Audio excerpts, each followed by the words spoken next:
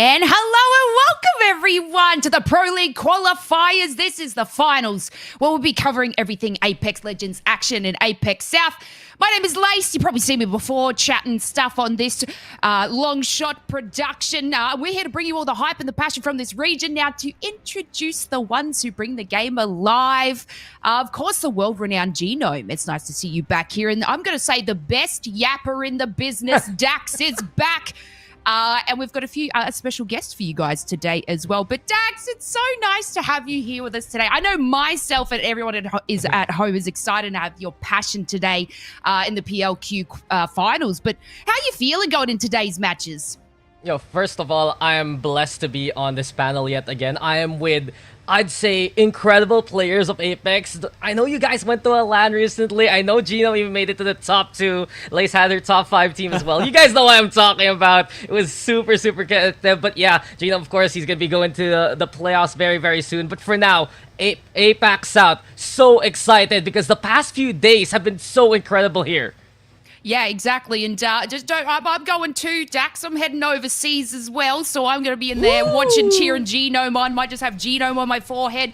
But, Genome, you've covered so much, already in our APAC-South region this year. And I'm going to say, hopefully I'm quoting you correctly here, but how are you you're excited, I should say, to see some fresh meat play today?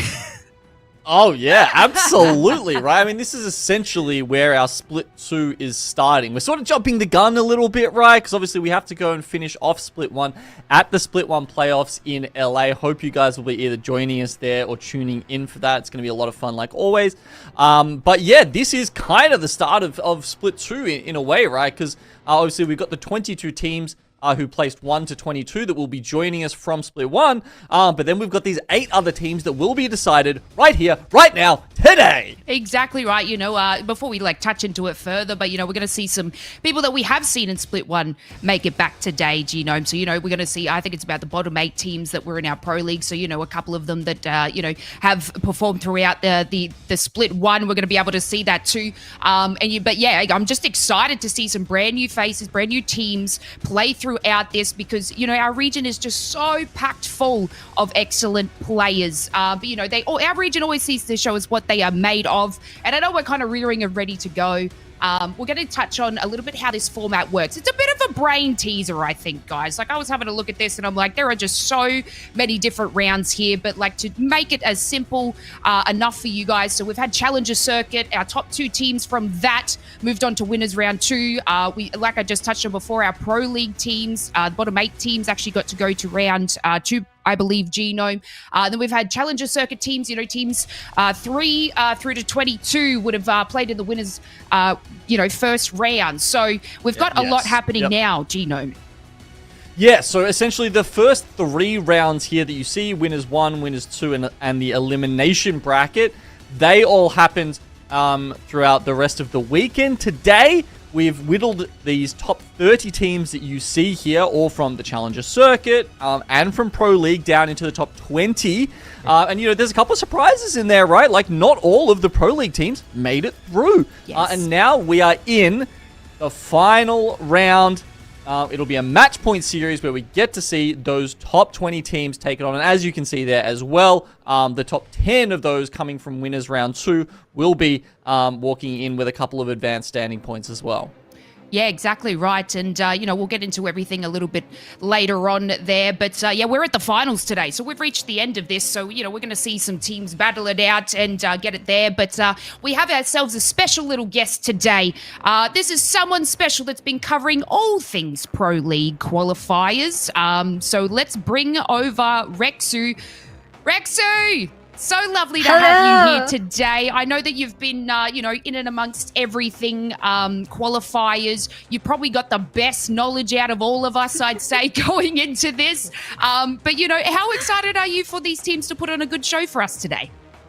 I'm really excited. As I saw in the past few days of doing the Pro League qualifiers, a lot of these teams have been, I wouldn't say consistent, but they are powerful. You can see some of them pop up in some brackets, such as Monkey King. They were doing really well in the elimination round, and I am keen to see them perform even better. Yeah, exactly right. So, we've got some new teams coming in. You've obviously got the best knowledge. We're going to touch on a few things a little bit later. I want to pick your brain definitely about what's going on here. But Rexu, when we have a look at this and we see our teams here today, take us through a little bit of what you've seen. We've got Cold in Hell sitting at the top there. I did see, that they got a few first places. They've been performing extremely well. Mm-hmm. Golden Hell is definitely performing really well. They are dominating across the board, high kills, high placement, up until the second round of winners, which we will see in a few. Yeah, exactly right. But yeah, these are the teams that we have here. So we've got our winners Brown Racket 2 as well. So Barbecue are absolutely dominating at the moment. I know if we take a look, we can see that, they've got themselves some of the advanced, starting points, which is moving into the match point format we have today. It gives them a nice little head start, Rexu. And then, Cold and Hell doing incredible as well in that there. But we would just want to power through this and have a look and get ourselves organizers and started today.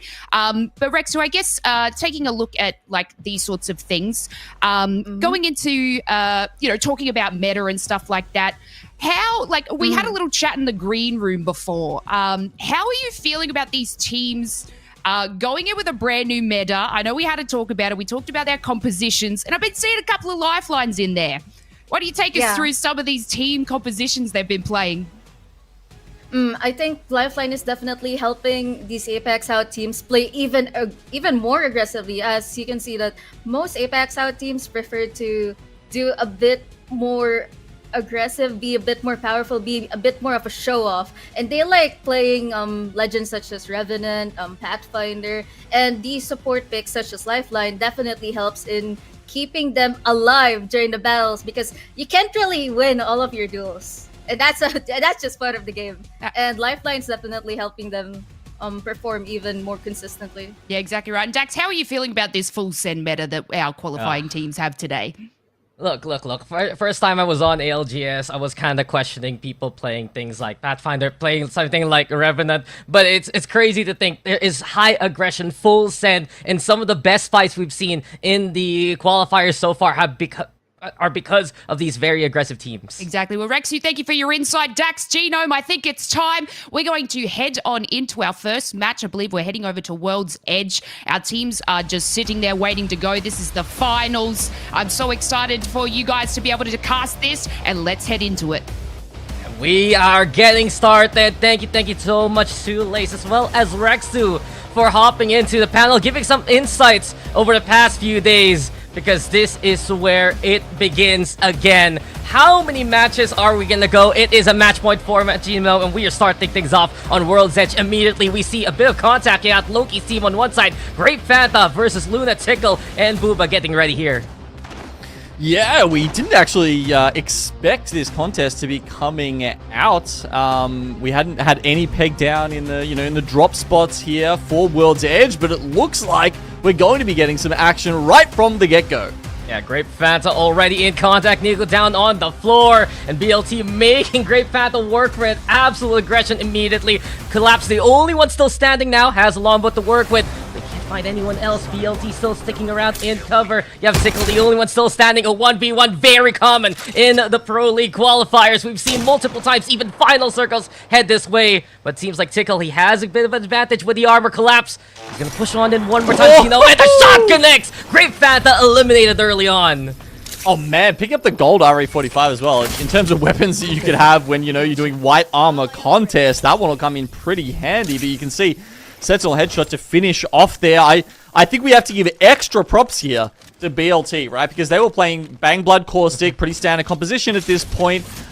Whereas the team that was contesting them, and, as we said, we weren't sure whether that was going to happen. They were playing Conduit Horizon Bloodhound. So that says to me, they were prepared for that contest, and they're playing a composition that's geared towards it. And still, BLT managed to take them down. Yeah, it's crazy to think, right? You have Horizon for verticality on a place like Countdown. You have the Conduit shields, but BLT with a bit of the damage from the headshot there, the golden gun, as you said, it's enough. But we already had the even more action. The Avengers looking to chase after Prevail, who does move into the Vault Tunnel. Seems like the geyser is theirs. HKF, on the other hand, over here at Monument 2, and you also see MXF nearby, so immediately we're getting into the games with teams so close to one another here, Genome. Certainly, as the ring starts to pull up, we're seeing people move towards that northeast. Definitely some goodies for HKUF to pick up as they move through Monument. They've got the Watson there. They've already... have they? No, they don't have the ring scan yet, actually. So I think they're probably just going to hit that one up. And then nearby, we've seen some other people run into each other over at Epicenter. Yeah, FBKW already giving chase. Looking to force MXF away. And on the other hand, you have teams like White Flash, Cold in Hell, X-Ray also making their way towards the Climatizer area. But we're looking at Cold in Hell, a team many have their eyes on. And Gino, if you've seen the results, it's either first place or nothing. Some of the best games for Cold in Hell, and truthfully, some of the worst games in terms of placements too.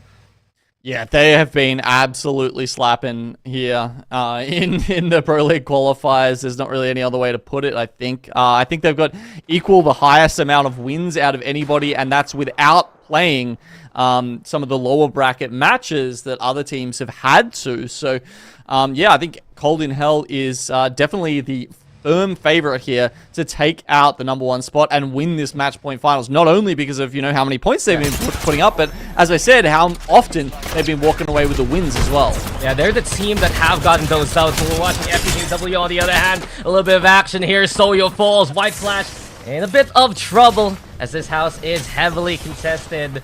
And again, FPKW, this team, on the other hand, this is a squad that I've seen. One is a solo, one is a trio. There is potential in FPKW, and White Flash, a team from the Pro League from Split 1, they're eliminated early on too. Some of that aggression that Rexu was talking about coming out nice and early here, and that's what we expect from these teams, right? There's often a bigger skill gap, a bigger mechanics gap between some of these teams that come from the Challenger circuit, and even some of those bottom teams in the Pro League that we're seeing here. And so, how do they leverage that? They just want to run at other teams, right? They want to try and get early KP on the board. They're not necessarily... There's not as much respect, I guess, in these kind of lobbies, right? So, as a result, you don't see teams try to play hard zone as often, though I'm sure you will see a good amount of that from the teams who are, trying to balance the way they play the game and prepare themselves if they do make it into the upper echelons of APAC South in Pro League.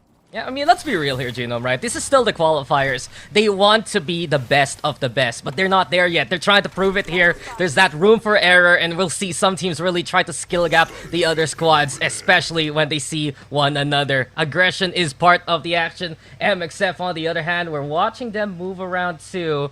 And it's still Tickle Booba, the squad of BLT, who did win out that fight early on versus the Great Phantom, one of the fan favorites. Even Rex, who had her eye on that squad. But we're seeing a few of those Asian compositions already. And the standard, Bloodhound, Bangalore, Caustic, our top 3 picks so far for the first game. Yep. Interesting to see how that's already changed with those, the little nips and tucks that we got to some of the legends in the last balance changes here. But as you can see, Bloodhound, Caustic, and Bangalore are still very much in firm control of this meta. I mean, it's Caustic meta. If you don't have the Caustic, you're in trouble. Speaking of, though, Sato now and the rest of Numnim versus KVK. Numnim, a squad so strong on contest. Monkey King learned that yesterday in the Pro League qualifiers in Winners Round 2. But KVK, this is a team that can be fearful too. Aoki-chan, instant damage, breaks the shield onto one. They have the height here towards Epicenter. Lizzie, we have trouble too. But with all the gas providing cover, Kill and V Control is playing through the second part of the namesake, absolutely in control of this height right now. Yeah, and you're seeing those Caustics come out to play right now, ults going out, barrels being put in places that mean that often the Caustic is the only legend who can be the aggressor in these fights. Numnim They've actually tried to take an even lower position just to try and get away from this. But it's hard to find cover down there in the lava, and a flow's gone down. Yeah, Yoki-chan, a beautiful snipe there with a 30-30. Lizzie still in control. And you said it, Genome, you need someone like Satakohai, the caustic of Numnim, to be that front line just to contest. Rolling Thunder also into play as Numnim is the one in trouble here. You got 7-Ed and the rest of Monkey King peering from the outside. And it's a small victory, I'd say, for Monkey King. Anytime they put pressure onto Numnim, they're going to be remembering what happened in yesterday's action when they kept losing those contests. And Monkey King now punishing Numnim here in the low ground. Yeah, as soon as Monkey King got wind of that, you know, they're starting to throw nades into there. And they've actually taken quite a bit of damage themselves, as you can see. But they do manage to get out of that safely. Somehow, there's only the one member of Numnim left alive there. Is the Bangalore going to be able to make it out? I think they might, actually. Killer and V-Control seem to switch their focus onto Monkey King there for just a second. And that's allowed the Bangalore to just make it out, I think. Yeah, Zoe was the only one who actually spotted Numnim there, and Killer V-Control, few pot shots. Oh, beautiful work with the hemlock, but it's not enough to get the kill onto the 7RV2. Numnim live to fight another day. This means Starshine Esports, Monkey King, Kill and V-Control, a triumvirate there on the south side of Epicenter. But at the ring, it's looking to close in towards the northeast. And you know who's a team in the middle of all the action? It's True there with a truck to work with. They're doing well, but they probably will have to move sooner or later, as you can see. The ring heading northeast here. So it looks like it will be a climatizer ending. So you got teams like Kill Devil sitting up in one of those buildings right up in the back. They'll have a sliver of that to play in. And then the southern end of the climatizer buildings will also be pretty hot property soon. And Cold in Hell wiping out remarkable team, unremarkable for this game so far. The black hole there from Aminus really setting things up, but on top of the tower, get another squad. It's Barbecue, their rivals from yesterday. And I guess that's the thing here, Genome. The storyline between Barbecue as well as Cold in Hell. Yes, Barbecue can get the one-up in the fights, but Cold in Hell are the ones taking dubs. Even if Barbecue got the first place from yesterday and the 10 bonus points, look at their stats, look at their standings. They didn't win a single game from yesterday's action. Yeah, and we know that's what match point's all about, right? Yeah. Like, you can come second, but I guess that's the other thing to sort of mention today, Dax, is that first is maybe not as important as it usually is in a match point format, because realistically, it's the top 8 from this that are going through match point. You know, when that's reached, when that is clinched by their final team, it'll end the series, but it won't necessarily mean that they're the only ones walking away with their heads held high. I mean, if you want a short series, you pray for Cold in Hell to perform really well, get their back-to-back wins as per usual. But we're watching Numnim, who is actually reset as the trio. The Revenant here in trouble. The Four Shadows keeping it alive, though. And Numnim, instead, they get the fight turned on them. Damage done at 7RV2, the lone survivor, one more time. A bit of deja vu, but there's no escape from the rest of Ground Zero. The aggression from Kano and the rest really putting in the work and getting the squad wipe there. Oh, it feels like a game of Control with the action going down in this point here, and there's enough core sticks to boot to make it realistic as well. All this fighting happening down here in Fragments, and Monument means it's getting a little too close. 20 seconds left to the ring, so you do see some evacs popped, and I think Monkey King are just going to try and get out on that while they take shots from Ground Zero here. Double reds for them already. I mean, it makes sense. You look at Ground Zero's comp, this is what Rexu has been talking about in the panel, right? The Revenant, the Pathfinder, and the Lifeline. I don't know who cooked up this composition, but it's been something that many of these teams here in the qualifiers have been working with. And I feel like besides the support of the Lifeline, and if you get the right talent, you basically have an uptime for your drone all the time. Pathfinder provides a lot of versatility, energize, zip lines, providing damage reduction and potential aggression. Barbecue, another one who believes in that religion of this composition, and they're the ones trying to make their way in, keeping Cold at Hell at bay. Yeah, you know, I'm not certain that we'll see this composition coming into LAN, coming into further tournaments, but I hope we do, right? Because it's so much fun. I really hope, you know, maybe some of the more aggressive teams You know, could we see, you know, a Dark Zero or someone who really just wants to put the hurt down on other teams from Edge, play one of these compositions? Yeah, like Wonton Dumpling, right? Which we literally just saw get highlighted by the main channel. Big shout outs to our prod, by the way, providing all that footage. But KVK, we watch out for them. Epicenter still the position. And it's getting crowded here. Ground Zero, Monkey King, Starshine Esports, and even the Avengers nearby. And once this ring starts closing in, they might be the ones in trouble. KVK, though, looking to get a bit of cover. Scanned out, spotted here by Kano and the rest of Ground Zero. But they still have that height to work with.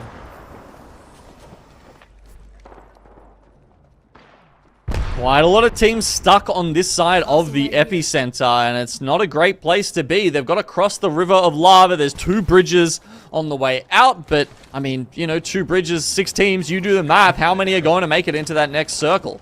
Yeah, for double digits, perhaps, like down to 10. And we always see here in APAC-South a cluster of kills. When the rotation happens, the scoreboard just lights up.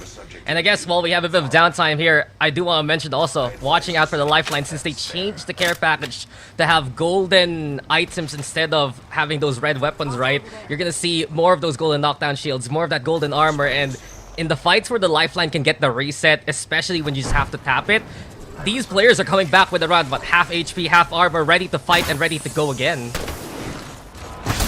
Okay, there you see that energized zipline coming out. The lifeline drops though and takes a swift 120.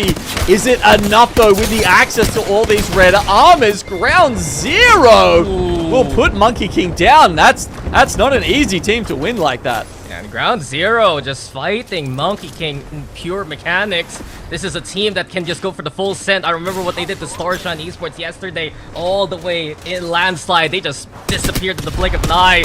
SSE though, this is Team X-Ray in position now. Such a great team name, but we already see FEKW Chican Bros nearby here at Climatizer. X-Ray though, they need to get back on the inside. Luo doesn't get the shield back in time. So X-Ray kept contained here. BLT keeping an eye out too, as Kill Devil's the one looking to take advantage of all the chaos. BLT, they need to move in fast. Through is the one gatekeeping them from the truck. Booba Luna Tickle, they need to get in there. Here goes Grass Grenade 2 as KVK is eliminated. And here comes the APAC-South special. Once the ring closes, teams are gonna die. BLT inside the smoke. I can see everything that's going on the screen right now, Geom, but they still stay alive. Nearby True, who has Rogers there, and the rest of the squad. Granny Smith also on the inside. BLT, they have a bit of cover here. Incredible effort from BLT. I thought they left it too late. Honestly, sometimes you'll see teams take, you know, 50 damage from the ring in situations like that, and then they don't account for a bang ult slowing them down, and the stun is enough to finish them off or keep them in the ring for even further and get knocked. So the fact that BLT have come out of that with 3 people left alive is actually quite impressive. They're even bothering HUF there on the opposite end. But off-screen, Barbecue getting the 1-up on Cole as hell. So that head-to-head matchup 1-0 in their favor for today. Expect that to happen even more so now. But here comes through a contender truly ready to fight. Vixaria in the front lines. The knockdown shields provided cover, but it's too little too late for BLT. All that hard work for nothing, and it's just how Apex feels sometimes, right? There's so many hard situations you have to go through to win a game where there's 20 squads alive in it. But Barbecue, they're looking to do exactly that. Coming around the outside now, trying to take away probably one of the best spots in this game that Kill Devil is holding all the way up the back. The more exciting side of the circle perhaps now though is going to be the Chicans Bros now having to walk in with the ring. We've got an X-Ray solo on one side, and you've got True and HKUF are currently holding the van.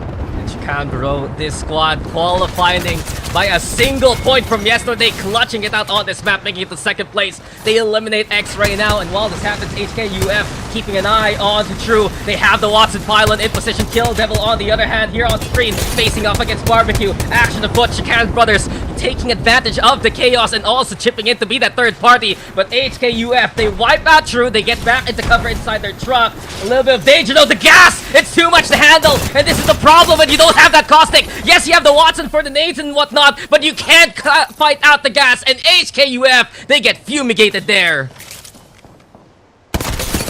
Pest control comes in pretty handy there for HKUF. Well, sorry, on the receiving end of it at least. Now we've got Barbecue. They're currently hiding behind their lifeline package. You know, sometimes that's all you can use them for. Unfortunately, the lifeline goes down first, so they don't have the free res here, as Levy from Kill Devil, who you guys will know from Pro League in Split 1, is putting pay to them with the Havoc. Olin as well, starting to move up. They want to maybe try and finish this off. The knockdown shield for Barbecue now going low. How long can they wait? Surely the Chicanes bros start moving in. And they finally wipe out Wirezone. Eugene's also down on the ground, and Kill Devil. The roster you mentioned, Split 1, having that newer addition with, I believe, Bolin in the roster now from DNC. We saw him swap teams on the last day of Split 1. Barbecue eliminated, and we are down to 2 teams here. That was beautiful by Kill Devil. I mean, they had the hook in there, and they just reeled them in, slowly finishing off Barbecue. The Chicanes, bros, though, you know, they didn't get an opening there because of how slowly Kill Devil played that, so they will just have to take this on as essentially a straight-up 3v3. But KD, they have the height, they have the gas, and Bolin has all of the angles that he can play from. Luhando very low here. He's gonna get burned by the thermite grenade of Acquaintance. And Chicanes bros, the team that clutched it out yesterday for second, today they kick things off with a first place finish. Game 1 goes to the Chicane bros. Oh, Viola there with the wingman really clutching up in that final fight. What a game to start off the finals for the qualifiers. What a show of force from the Chicane bros. And Lace, what you think? Welcome to what the Pro League qualifiers are all about. Dax, that was absolutely insane. For everyone at home, if you're just tuning in, that was our first game for PLQ Finals for APAC-South. Dax, I'm just sitting here. I was like, White Flash, one of our Pro League teams. They were eliminated quite early on in the first match. You know, they do have 2 advanced starting points heading into our match point format today. Kill Devil as well, Dax, another one of our Pro League teams, bringing the flames from Hellfire. They start with like 3 advanced points, so them, you know, placing second there, but just insane from our winning team. Yeah, but Chicanes bros, 20th coming into this one, 9 KP alongside the first place finish. But you can already see what this lobby is going to be all about. Aggression on aggression. Sure, edge teams, they can get KP early on, but it's the zone teams right now you have to watch out for. The gatekeeping has been strong from squads like True, like HKUF, giving themselves a 5th place finish. But still, that last fight from Chicane bros, the fact of the matter is, it's just early downs, especially with the thermite, especially with those nades, and Chicanes bros winning it out from Climatizer, moving south towards the rocks and taking the dub from there. Exactly right, and you know, Chicanes just being able to, I think it was a thermite taking down their caustic. Yep. That would have been just, you know, having that height didn't really mean much for Kill Devil, but yeah, Chicanes coming in there with the 9 kills in first place. You know, they're just starting this off great for the match point finals, but yeah, again, Kill Devil placing a second. I did say before that, you know, they've got 3 advanced starting points going into match point format here, so didn't collect too many, I guess, you know, KP along the way there, but, you know, the positioning was excellent from them. And again, we have to touch on Team Barbecue as well, Dax, because, you know, they're sitting pretty at the top with already 10 advanced starting points. Yeah, and I think they're still going to stay on top. There you go. Yeah. We get confirmation on the scoreboard, the 10 points from before, and then now you have 23 with 6 KP and all whatnot. Chicanes bros, though, 21 right behind them, and it's already a little bit surprising to see teams like Monkey King, Great Fanta, White Flash, KVK, I dare say, and even Numb them here in the bottom 10. Yeah, exactly right. I was sort of keeping an eye on White Flash before, but yeah, coming out at 18th point there, you know, I guess it's too early to tell going into our first match, Dax. You know, people, I'm feeling a bit chilly here today, so, you know, some of these teams are still just warming up and getting themselves started. But also, I just want to touch on a great performance by Killin versus Control. You know, they had that, I felt like they would have moved a little bit forward. They collected a few points there, but they had really nice control over the top near Beacon in that before zone sort of closed. So, you know, yeah. I really feel like that team is going to do some work today. So I'm really excited to kind of keep an eye on them.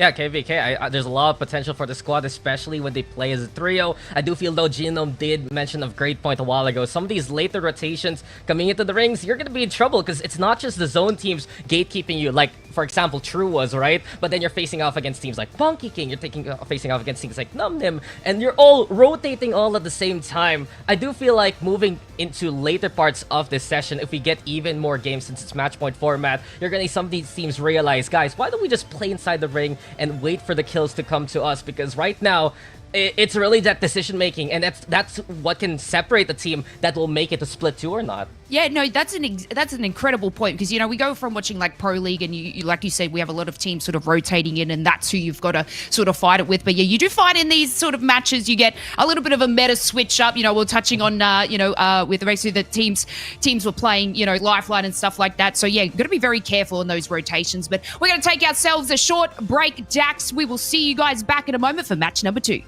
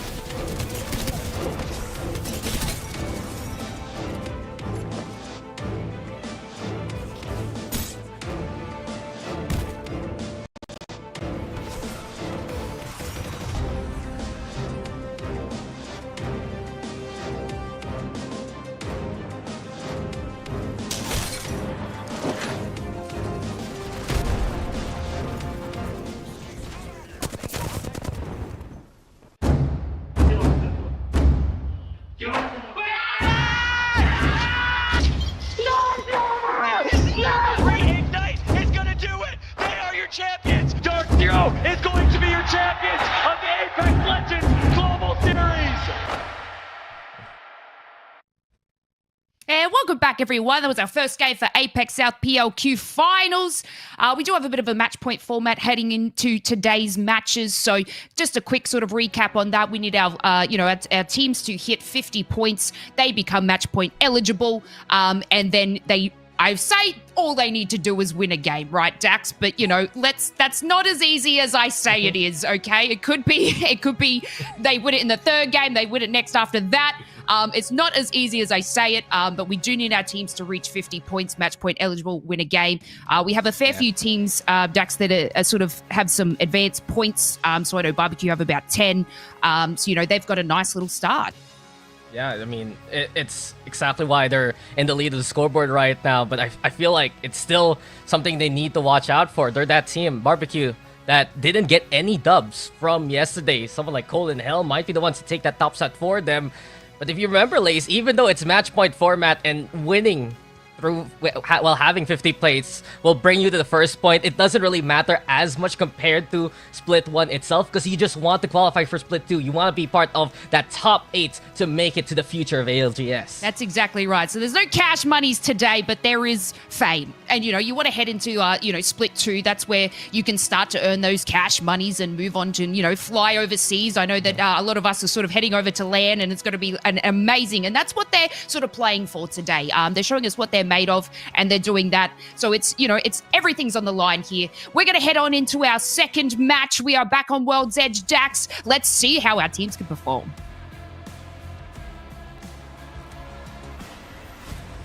And we are back. I wonder if this time we have a bit of room to breathe here, Genome, because the action kicked off immediately from game number 1. Looking at BLT, seems like they're just going to be able to get a quick little landing going here towards the countdown area. Not going to be bothering Great Fanta this time around, but never mind, actually. They've switched it up. They changed it up, and Great Fanta elsewhere here towards the Harvester. Yeah, well, they tried their lucky countdown. Didn't go too well for them, so they've switched up. Now they're over in Harvester, taking on White Flash. So obviously a team that we know from Pro League. This time, Great Banner seem to be getting the upper hand. Again, going with that very aggressive contest-focused composition here with the Bloodhound, the Conduit, and the Horizon. Yeah, Great Fanta. Didn't see them really perform in the last map. This time around, it's White Flash, the ones that are trying to victimize Soyo.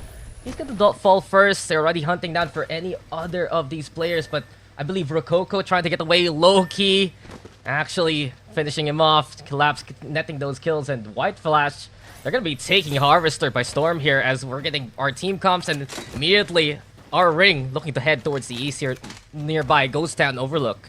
Yeah, I mean, I'm not surprised here that the Great Founder have got the upper hand in that initial contest there. I think one of the reasons is because the Harvester contest is a lot more technical, I would say, right? Like, Countdown, you know, it's pretty flat. Well, you know, there's the middle ground, but you don't really use that much. So you kind of just land, you loot up, and then, you know, you're taking a fight against the other. The Harvester contest is very, very different. We've seen it play out at LAN a number of times in very high-profile contests, and, you know, taking the honeypot loot in the middle, having vertical capability to be able to get back up into the middle room where all the loot bins are and control that area. It's a very specific sort of contest, and Great Fanta having the legend composition to work for that here is extremely important. Yeah, I gotta agree with you. A while that will go on Countdown, it could have been good. Here on Harvester, even better, but look at Killer B Control, hunting down the final player of White Flash. To win KNX, it's Ken who has to try and get the hell away. A quick little frag grenade also lobbed, but there's just no escape for White Flash, and Gone in Flash, that's what they are right now. Yes. Say goodbye to White Flash, and finally, we'll get Great Fanta playing out the game. A team that just barely qualified for this final lobby, by the way, so I guess that's one of the reasons why they're struggling to find a home on World's Edge at the moment. Meanwhile, we've got MXF going up against HQUF once again over at Monument. Yeah, Monument fight one more time, but it seems like MXF a little bit more committed on this approach. Arterios though traded immediately down to a 2v2, but it's MXF with the advantage. Oh, Fish is knocking on this door, trying to say, let me in, little pig. The arcs that are into play. MXF looking for the knocks, looking for the cleanup. And Black Road, the only road now is to get away from all of this fights. You see Revenant's Leap coming in handy there to try and chase down the last member. And, well, they're actually going to put some hurt So in the opposite direction. But, yeah, look, it's going to be a hard effort there for the 1v3 in the end. Now they just need to loot that up and reset before the Chicanes bros come in and give them some trouble as they're starting to move through the north of Monument now. As we saw, the circle is more over towards Fragment and probably will pull towards Overlook in the end. Yeah, I wouldn't be surprised about that, but MXF, just a composition with having both the Revenant and the Bloodhound. How do you even get away once they pop their ultimates, right? It is very fearful when MXF has their sights on you. And I do want to talk about MXF too. Like, this team, they were really a non-factor for Split 1 until that very last day that they suddenly started popping off, finding a lot of reform with the newer patch, and then coming into the past few days, they've had even better performances. So I feel like the MXF, if they can make it back into Split 2, they're going to be even better than before. I mean, they've even made a change from Game 1 to Game 2 there, right? Dax, you know, they changed off the Bangalore, went onto the Pathfinder. Again, everybody's going to be so happy to see him get back in the meta. It's so fun. Been such a long time. I've been waiting. I've been hoping every time he gets changed, and you know, all this time he's sort of sat without the passive, and now finally it seems with that potentially with that flexibility, I think is probably one of the key parts that you know, for his level 2 upgrade, where you can choose depending on what you see on the map around you whether to go for survey beacons or ring consoles. Just a very flexible way to upgrade your team with the Evo. Yeah, I was actually going to ask you about that. What do you think is more important, the choice between Surveyor Ring Console or the fact that the zipline provides damage reduction now when you get that level 3 upgrade, when it's energized to allow more aggressive teams to move in without using their tacticals to play the mobility game? That's actually a really tough choice. I would say I haven't seen enough of the new Pathfinder in top-level play. I'm sure, you know, we can experiment with him in ranked and all that kind of stuff, right? But it's just so different when, you know, you get into a high-level lobby. Does that bit of damage reduction, is that enough to get you safely from one spot to another? Or do you really still need an evac tower, a wraith portal, something where, you know, the chances of you getting sniped are a lot less? I don't know yet. I'm actually going to wait and, you know, not afraid to say, you know, I'll wait and see on something like that. Maybe the evidence will come today as True flies into Ghost Town. Also, a bit of action happening here towards the guys. You got Kill Devil versus the Avengers. Very familiar teams against one another. Having a bit of a standoff there. And speaking of, look at Kentung. This Avengers, a squad that made it to the top 10, I believe, from yesterday. But even though they weren't in the top 3 standings, they had some of the highest damage numbers in the Pro League qualifiers. So I'd love to see what Hikis especially can do coming into this matchup. But speaking of, Hike is already down to the ground. Sky getting the knock. Is going to be a remarkable team looking to make an impact. Third party right now. And it's the Avengers trying to assemble, reposition. 2 of them still standing inside the building. Little Wrecking Ball also into play. Hike is already eliminated here. They get the banner. They get at least a way outside. But the Avengers, they're falling apart at the seams. And remarkable team, they get the wipe, but Kill Devil looking to hunt them down.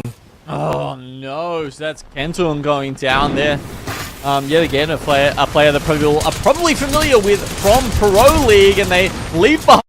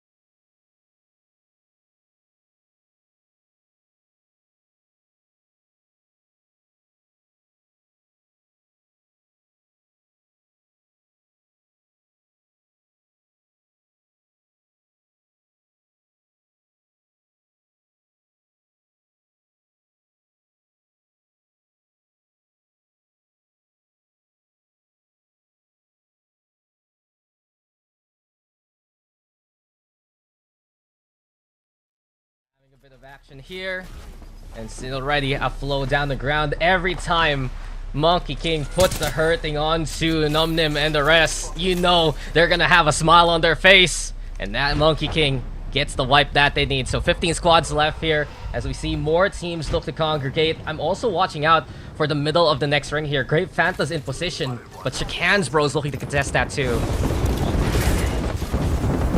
Oh yeah, as you say, up here, ground zero. Look like they're getting the better of BLT. 2v1. Can they find a spot? Doesn't want to actually pop Doc on the res here. Wants to make sure it's safe first.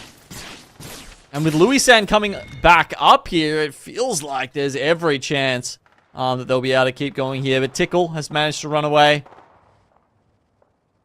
Runs straight into Monkey King on the other side. You can see Tickle just trying to squeeze through the gap there, but oof, it's a hard ask.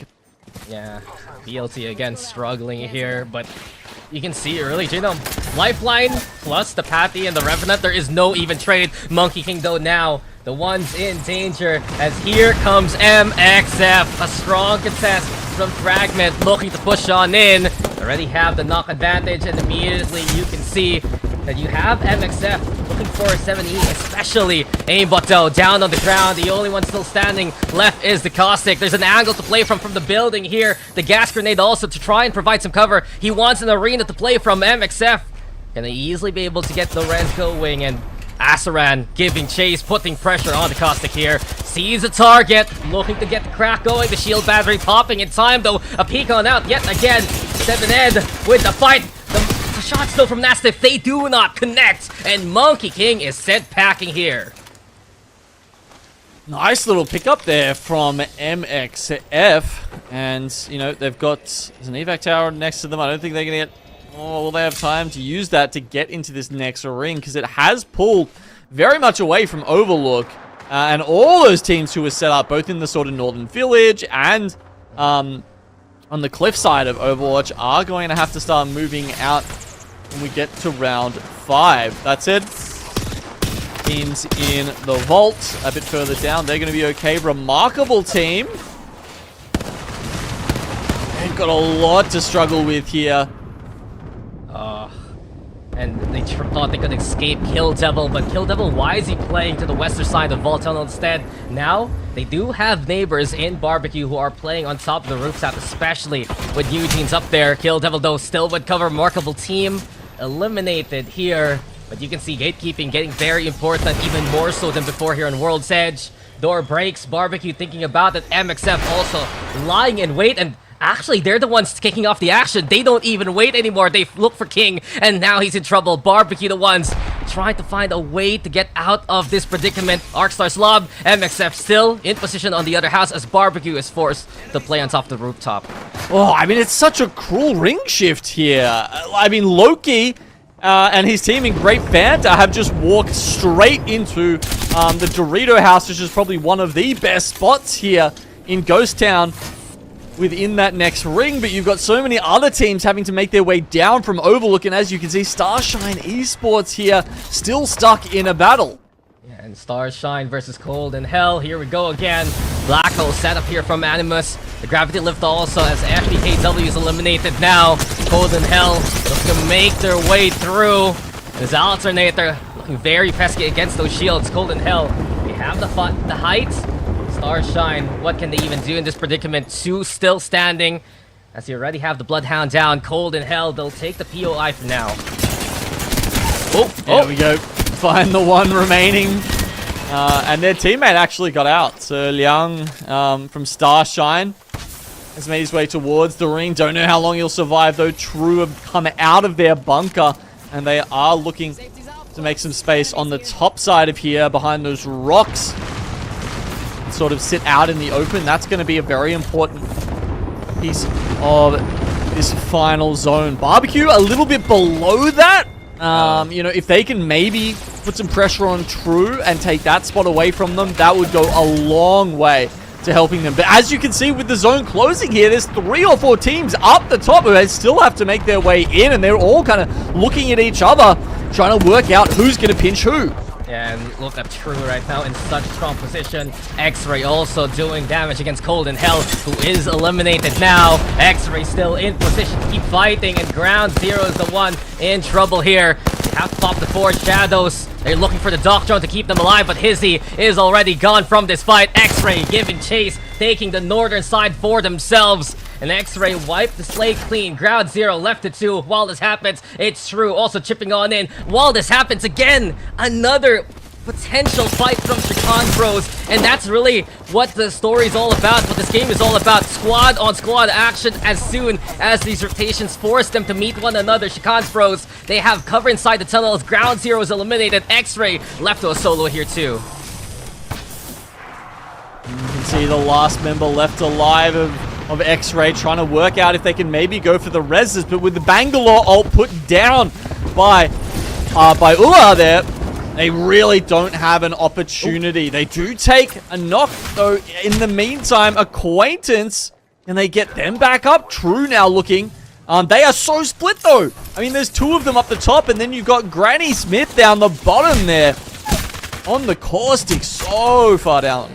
What a snipe from Aoki-chan there, turning the tables on Acquaintance and the rest of Chikan's Bros, who's left with to Uller, the only one standing. Kill and B Control, a team that knows how to do both in their name, right? They go on the outside, look to wipe even more Chikan's Bros, but as soon as they even see a hint of trouble, they go back inside. Loki, though, and the rest of Great Fanta putting on the pressure. They take the rooftop away, the gravity lift again to get the elevation. Wingman in the hands of Loki. This man has been everywhere and everywhere. Even coaching for IBG at one point with Nico and the rest. There is action afoot. MXF also nearby. Always a chokehold here as Fish wants to keep the fight going. Nico down on the ground. Great Fanta. They have the Dorita house, but for how long here, Genome? Yeah, I mean, look, he's got the red armor and the wingman, and oh my god, 2 bullets, 2 kills for Loki. I don't think his playing career is over just yet. Oh, that was an insane amount of damage. It came out for Loki there. Doesn't manage to get across the line because the rest of his team's being taken out, but damn if that wasn't a good effort at the end there. Yeah, look.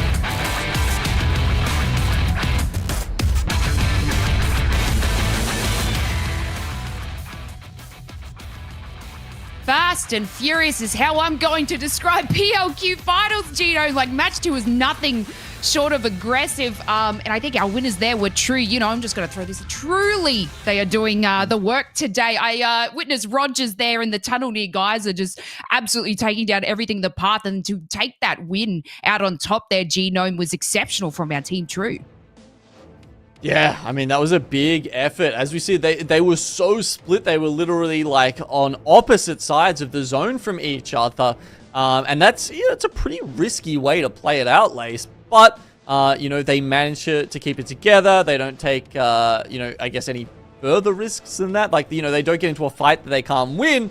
And as a result, they managed to take enough space that, as you say, yeah, they can just come down from up there and take the dub. Yeah, that's it. You know, they created a little bit of space for themselves. We did have a fair few teams there fighting just on the hill. I know Chikan's Bros had the position under the bridge, and they, you know, didn't really get to take out some kills moving up forward and having, you know, a couple of their teams eliminated. But I just want to touch on Loki, just absolutely frying with the wingman, taking down everything. I think you eliminated one of the teams as well, and then taking out, I think it was one of the Chikan's Bros. I think they had Biola by themselves. So that was amazing from Loki to see that performance. Yeah, definitely making a comeback. I mean, if there was ever like a bullet to points scored on the scoreboard kind of ratio, that would probably be one of the highest we've ever seen there with, yeah, as you said, squad wipes, you know, helping them get into higher placement as well. That was, yeah, a pretty incredible effort by Loki, who, as we say, he's been around the scene for a very long time, right? Obviously, he was playing for quite a while, you know, in Pro League. And then, you know, yeah, went to LAN as a coach, and yeah, and now more recently is having another tilt at it. So great to see him back and seemingly in form. Exactly right. It's really nice to see some players return there. But, you know, we'll touch on True. True, they started out with the 5 advanced standing points and then taking out that win there. You know, when we take a look at the scoreboard, we'll see exactly where they're sitting. But, you know, they really did perform in the second match. It's really nice to see sort of, you know, these teams that we don't get to touch on too much just really outshine. I know that Kill Devil, one of our Pro League teams, you know, they had a really good start to our first match, placing second. Then they, I think, eliminated about 5th place in that one there. But, you know, some of these Pro League teams that we've seen, you know, throughout Split 1 Genome aren't living up to what we've seen them. So it's kind of, you know, making way for what you like to call the fresh meat. Absolutely. I mean, if you think back there's been a lot of very good teams who have come through CC over the years. I mean, Wonton Dumpling, right? Like, they were a team who was playing in CC once upon a time, and now look at where they are. And as we look at some of these other teams who, some didn't even make it into that final lobby today, right? I think it was like Full Engage, God Hand, and it might, T4 as well, I think, also fell yesterday, which essentially is, it means they're just not going to be in Split 2 of Pro League. And I'm so glad to see other teams come up and get to have their chance in the limelight. Rogers there that we just saw, supposedly one of the up-and-coming IGLs, and on M&K as well, so you love to see it. Yeah, exactly right. So Rogers, like I touched on before, we're just frying teams throughout Geyser, and they had some position. They spread it out, watched every team fight, and took that win. And had 8 kills along the way. So they definitely did some amazing stuff right there. MXF though coming in with 12 kills. Genome, they're absolutely smashing through this lobby as well. We're literal, fresh to this as well. I don't know if they had any sort of starting points. I think they're a little bit lower there, but it's awesome. They had about 6 advanced standing points. So this 12 kills second position will probably push them up a little bit further. And there we go. True sitting out in first place, and Chicane's Bros just coming in slightly second, and MXF, who we just saw do amazing stuff as well, sitting in third place.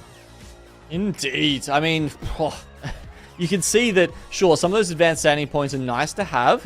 But, Barbecue, Cold in Hell, they're sitting, only 4th and 5th right now. The points that you need to get in-game today before it is too late. And, we've seen 2 games already. No one's really near match point. Even True would have to have another win, essentially, another massive game to get them over that hump. So, we've still got a couple of games before we start getting into that dicey territory of it could end at any moment.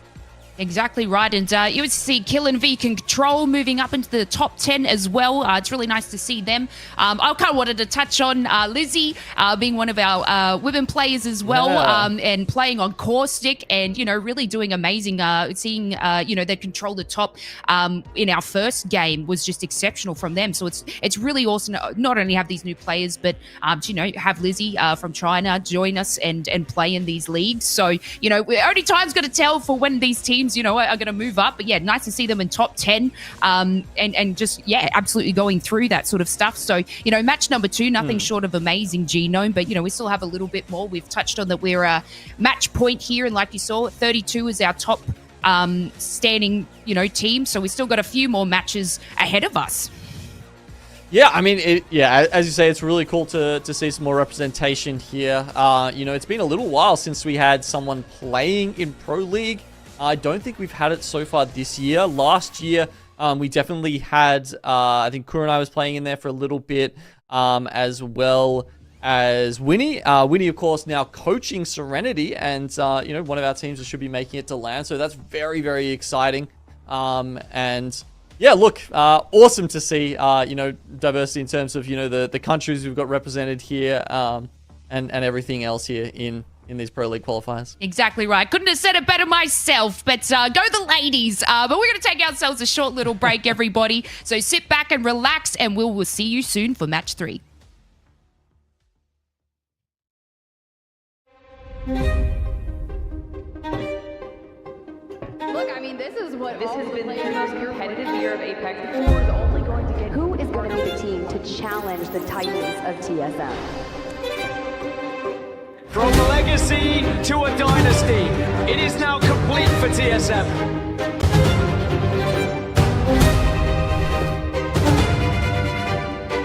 TSM up in the skies, house comes down from the heavens! London belongs to TSM!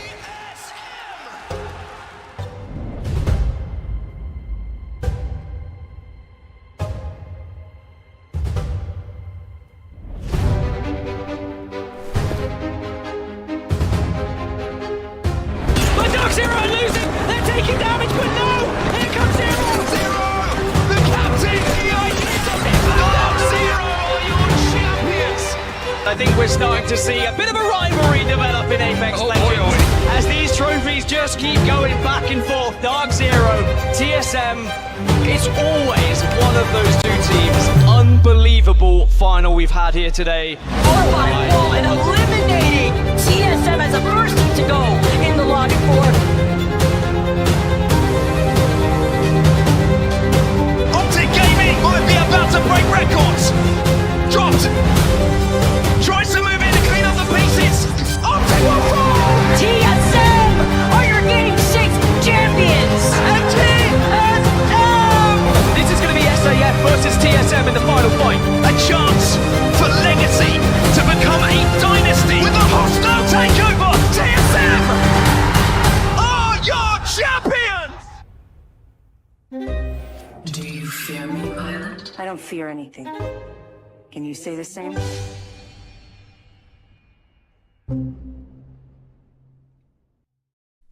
Welcome back, everyone. We just had our second game for APAC-South PLQ Finals. We are here doing match point today. So the first team's 250 points and securing a win after that will actually move on to Split 2 Pro League Genome. So no money today. But you know what? They get a chance to head on into Split 2, which I believe starts about May. And goes through to July. So it's going to be another, exciting time for Apex in Apex South. We just had Shakan Bros take out our first win of the day, and then truly amazing, taking out our second win. It was a big win for them, yeah, and moving them all the way to the top of the leaderboard. And now we switch across to Storm Point, though, and that'll change things up a little bit, Lace. I mean, we weren't expecting Great Fanta to go ham and start just random dropping and contesting all the way over on World's Edge, but they did. There are actually a couple of contests that we're expecting as we move to Storm Point. We've got the Shikans Bros versus MXF down at Devastated Coast. And we've also, potentially looking at, we've got True and Ground Zero down at Echo HQ there, but, I think most likely we'll see them split. Yeah, exactly. So it's going to be action-packed as we start off. So let's head on to match 3. This is going to be played on Storm Point. Let's take it away.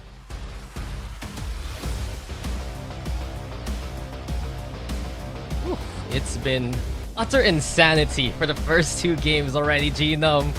What are we going to expect as we move into Storm Point? If you are just tuning in, welcome to game number 3 for the PLQ Finals for APAC-South. Dax and Genome still together here on the casting side.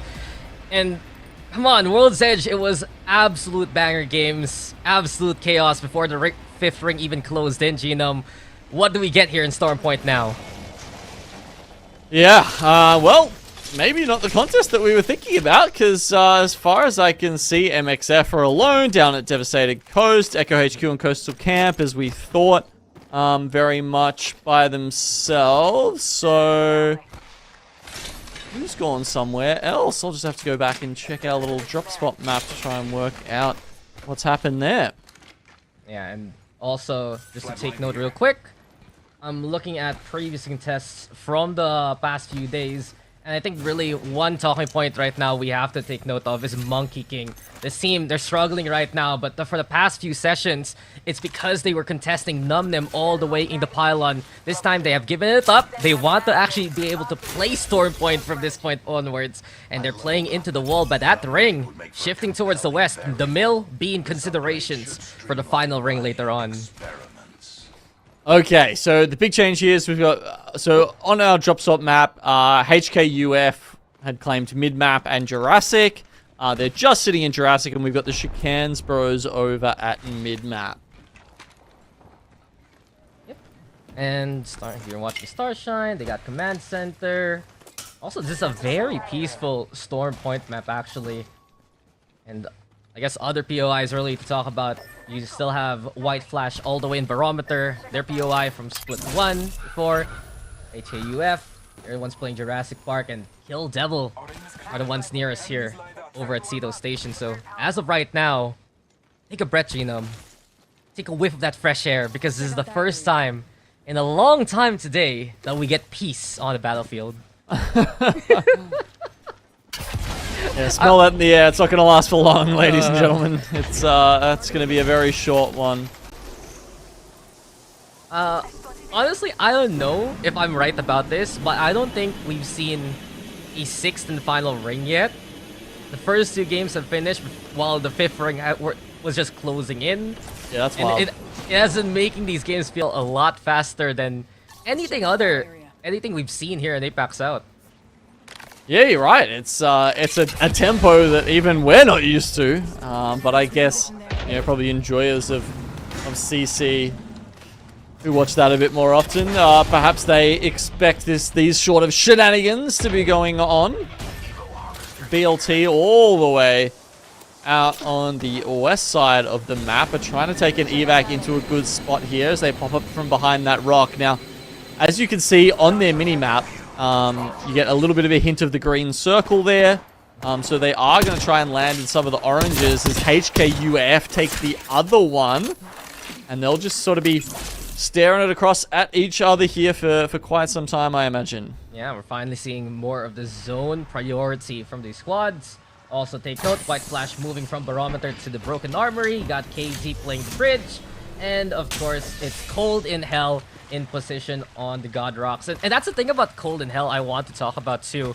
Coming into Storm Point, they're very good at reading these circles and moving into good positions. And it's interesting to see them do that given the composition that they play 2 offensive characters in Mad Bangi and Bangalore. You have the Horizon. They don't really have scan agents coming into play, but they still put themselves in good spots. As we see the Avengers finally kick things off. There's action towards the north-hand side. And it will be MMK also fighting Monkey King, eliminated early on. Even if they shift their POI genome, they're dead early here in Storm Point. Damn, Avengers picking up one here. We saw them struggle earlier in our matches today. Obviously, yeah, only sitting on 6 points at the moment. 14th currently. That's not enough, Dax. You need to be in that top 8. I mean, that's the funny thing, right? It's like, you made it to the top 20. You've actually done most of the hard work that you need to do to get here, whether that's working your way through Challenger Circuit, whether that's, you know, winning enough games in the last couple of days to make it into this final round, but you only need to get top 8. Yeah. That's not a massive ask from this point, but you do still need to get those points on the board, and the Avengers have some way to go. And you need to start strong, given its match point format. Anything can happen. Make these games quicker. And the Avengers, a team that did win a qualifier, basically, made it to 10th place, so they didn't need to play the elimination round. And I guess that's the thing, Genome. There are some teams that really ran the gauntlet, and I think 2 teams in particular were Great Fanta, as well as the Shakan Bros playing all 24 games over the past few days, given the path they took here in the Pro League Qualifiers. Yeah, kind of crazy to think about, isn't it? And yeah, it's wild that we're actually getting so many teams just sitting happily within the circle right now. As you kind of mentioned, this Storm Point game so far has been a lot more chill. We've got a couple of teams actually crafting and whatnot in the zone. Coastal Camp, Barbecue, we've got True still sitting over in Devastated Coast. Maybe just taking their time and grabbing those Evo caches. Oh, sorry, the Evo Harvesters on the way back into the zone. But Great Fanta, they're fighting here in the mill versus, I do believe, against Remarkable Team and Collapse. He was on the floor, Nico bringing him back up. Very easy to tap there with the lifeline. And you wonder if Great Fanta really wants to commit on this fight. Some of their best games on Stormport are when they're able to play a building low-key. He's really strong at calling some of these 1-2 splits where 1 plays elevated, 2 play on the ground. And after the display with the wingman a while ago, eyes are on Great Fanta to recover. In 1 game, Genome, they made it to the top 8. There's the beam right now from Collapse, forcing Remarkable Team back into cover. Yeah, these teams not having that zone knowledge. I can see a couple of them actually pinging where they were exactly where the circle is probably going to end, actually. So Great Fanta definitely got their heads screwed on in terms of what they need to do, their objectives in moving through the rest of this game. But unfortunately for them, Remarkable Team kind of holding the... they've got the drawbridge raised up right now across the middle of this mill. Or should we call it the moat? No crossing this line, and especially the fact that it's a southern mill that will be into the next rings anyway. So Great Fanta need to worm their way in, perhaps towards the western coast, and I guess that's really concerning since both of the oranges, the BLT as well as HKUF, already occupied. So options limited here for Great Fanta if they don't have an evac tower.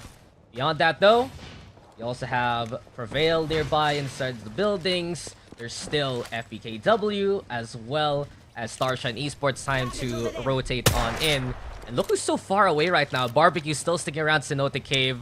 You have True all the way in the east by the ski lift. And these are the teams that might run into other squads later on as Numnim and Ground Zero find each other towards Barometer there. Yeah, so essentially, I think a lot of these teams down the south have just been using their Trident to zip through, pick up those Evo Harvesters, and then finally make it back into the ring. And as you can see, Barbecue's actually in a very good spot. They've got a very short amount of space until they hit that ring 4, and there's no one between them and those spots. I mean, how playable are they? Yeah, look, that's another question, but at least for the moment, I think they're in a pretty good spot. And Barbecue, they've had some great Stormpoint games where they come so close to actually getting the dub, having stellar kill points in their games, but it's still second place best from yesterday. Remember, match point format, you need a win to finish off the lobby. BLT though, on the outskirts right now, peeking into the RGS there, so they give up their orange. They move towards the north into the mill area. HKUF still on the inside anyway. And BLT, this is a squad that's been struggling in some of these rotations. I wonder what's the plan here as we watch Ikez and the rest moving past Cookie, Tasting Blood, and Renes. Avengers set themselves up towards the bridge again. Cover for now.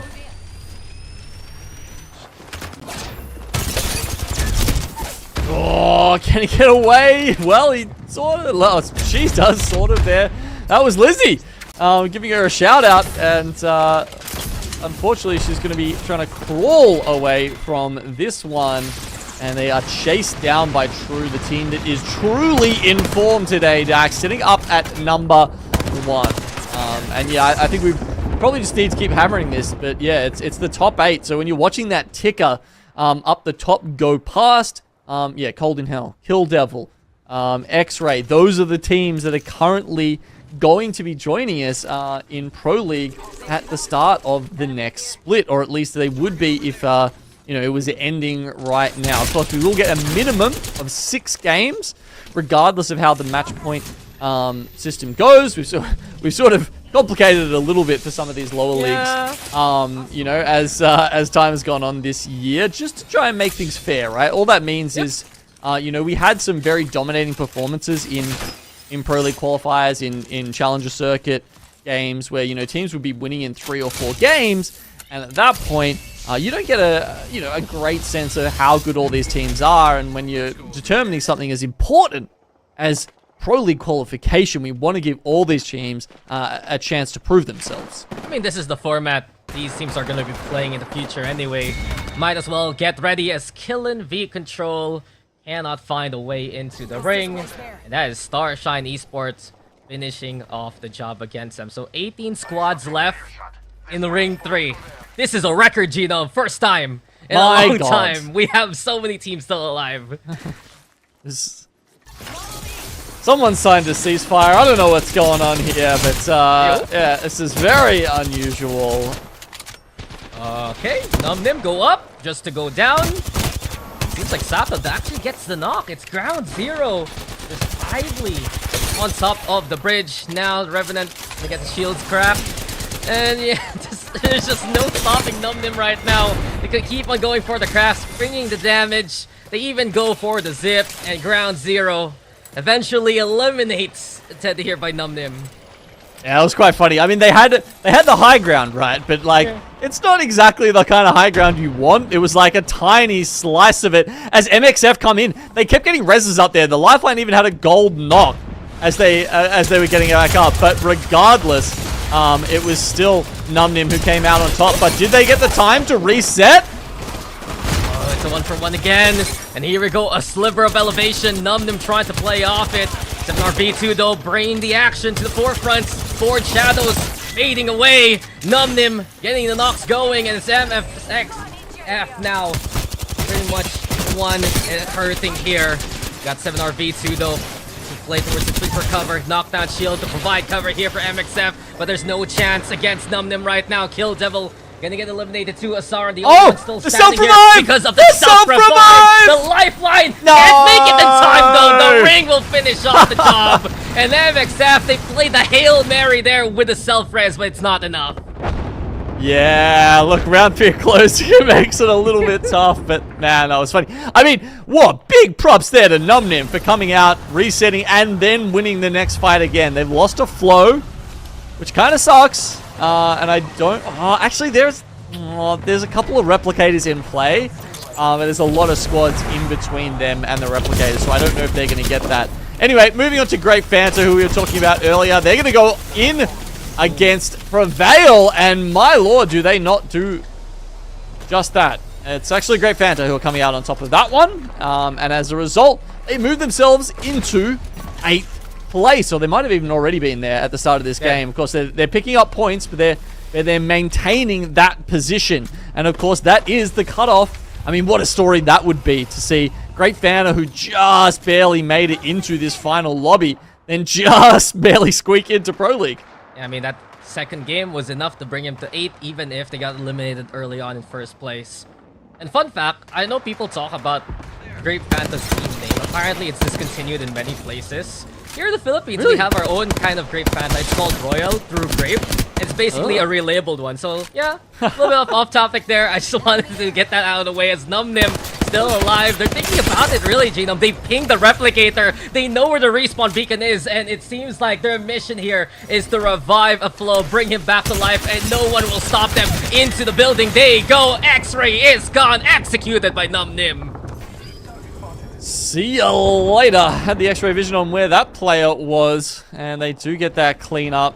Great Fanta moving in slowly, but they're gonna have to deal with Cold in Hell on Godrock above them, and they're just on the other side to the Chicanes Bros that we were looking at there. So maybe if they can get in and underneath, but man, there's a lot of other teams fighting for those spots. Barbecue are going to be going in, HKUF. We do seem to be getting a lot of these similar teams in the top 10 towards the end of these games. And 7RV2 down on the ground by Euler, actually finding him there. And this is Chicane Bros putting pressure on not just Numnim they're watching out for. They also keep an eye out on teams like HKUF. Speaking of them right now, find the position here. It will be New Jeans with the rest of Barbecue against them. And HKUF, they have gotten the knock onto Y Zone there immediately. They see the knockdown shield. Numnim gonna get eliminated now. But HKUF's left to one. Great Fanta takes advantage of the chaos. Here we go again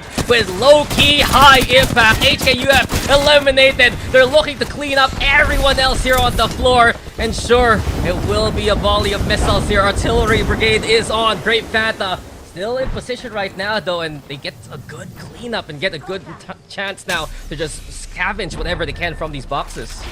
Yeah, look, I'm seeing the Lifeline coming clutch plenty in these fights, but the Pathfinder and Revenant, not so much in this final round here, Dax. And I do wonder, if it's due to some of those reasons we talked about.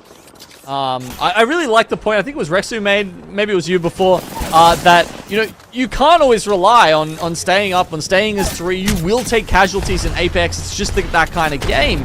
And so there always is, in my mind, a place for Lifeline, especially as she exists at the moment. I mean, EA to make it work right with Aurora, and now White Flash, Chicane Bros, they're gone too.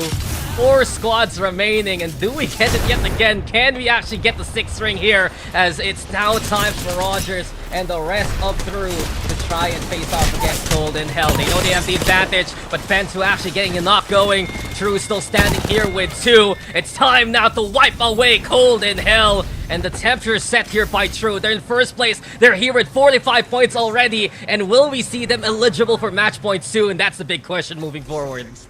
Well, Remarkable team, they've got that great spot on top of the rock. There's only 2 of them, though, and there is already a zip line set up towards them. So, Great Fanta actually sitting near that. If they wanted to try and force it, force the 3v2 and take that, they could do it.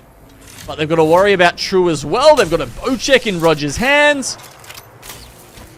Grand's there as well. So this is going to be an interesting end zone. I think all three teams have a part to play in this final.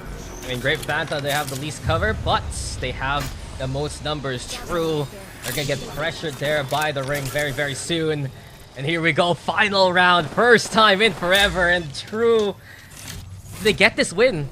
I think that'll be enough for them to see eligibility to your Genome. Do we get a repeat of what happened to APAC North just a few weeks ago? Rogers, bow check in hand, you mentioned it. Trying to poke, trying to prod. True kept that bait here, but Great Fanta, who's really considering just barreling down on them. So Remarkable team actually playing this very, very passively. I mean, they're sitting back. They don't have a huge amount of ammo. That might be, one of the reasons. But they really are just taking their time. I mean, Skongbai there, obviously he's on the Valkyrie, which means there is some opportunity to reposition and play around a little bit. But this kind of reminds me of that first game over at Climatizer, where you've got the team of three just trying to slowly reel them in and not risk any of them going down as they try and deal with the duos. Yeah, Great Fanta, they're going fishing but not diving into the water. And that's a big thing against True, especially with Granny Smith on that Caustic. You do not want to play inside an interior. Rolling Thunder now to call. Great Fanta popping those gas barrels as soon as they can. While there's a bit of coverage, True still cannot move. Remarkable team.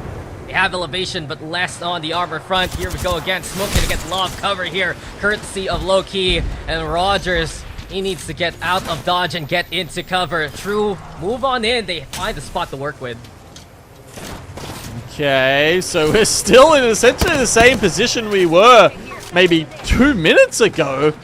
And Dax gets his, oh my god, we just hit a 200 beam with the with the Havoc there to take down Nico. That was a massive play there by Remarkable team. And that could actually change the tides here with Great Fanta now down to 1. Yeah, Remarkable team going for glory. Absolute damage from the high ground. And while True is gone, it's Great Fanta, the one standing on top of the rock. But you mentioned the Genome. Collapse is the only one standing. Great Fanta needs an absolute clutch moment from their Bloodhound if they want to get this dub. He has a bit of that armor advantage. He gets the crack onto 1. And here he comes the 2v1. Remarkable team. Give them an accolade of a dub. It's them being the winner for the first time here at Storm Point now. Wow, that was nothing short of remarkable. The turnaround there, the patience to win that one.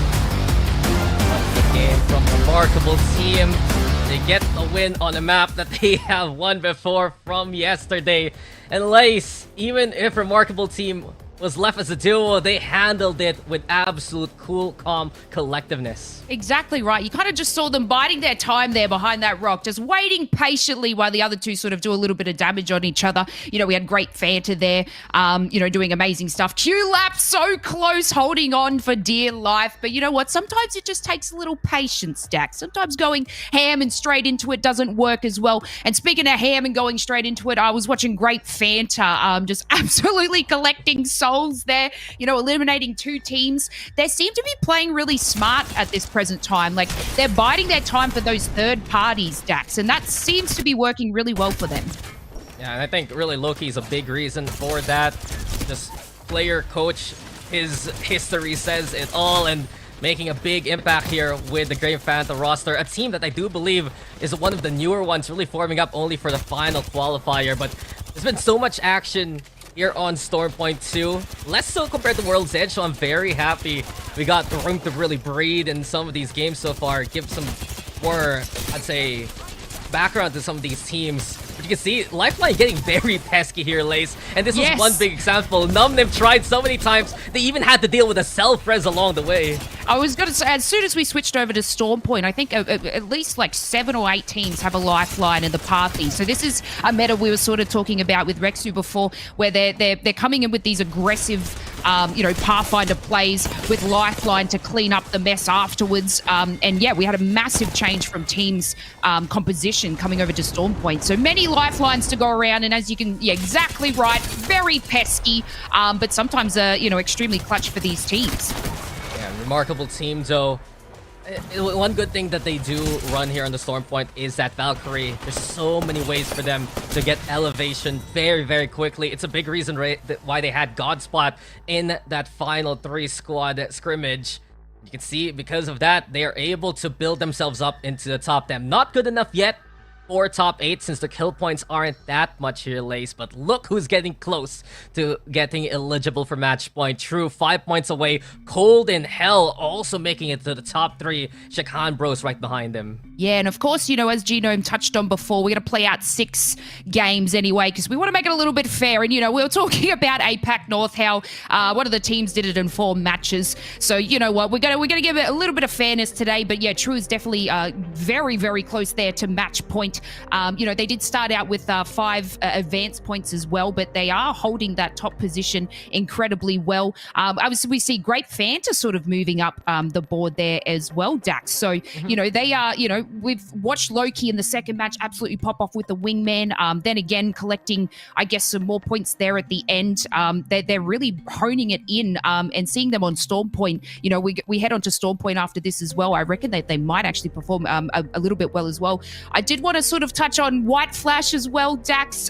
They had some really rough games for our first and second there on World's Edge. I think they fell out about 6th place in our third match on Stormpoint. They're one of our Pro League teams. So, they might be feeling it today.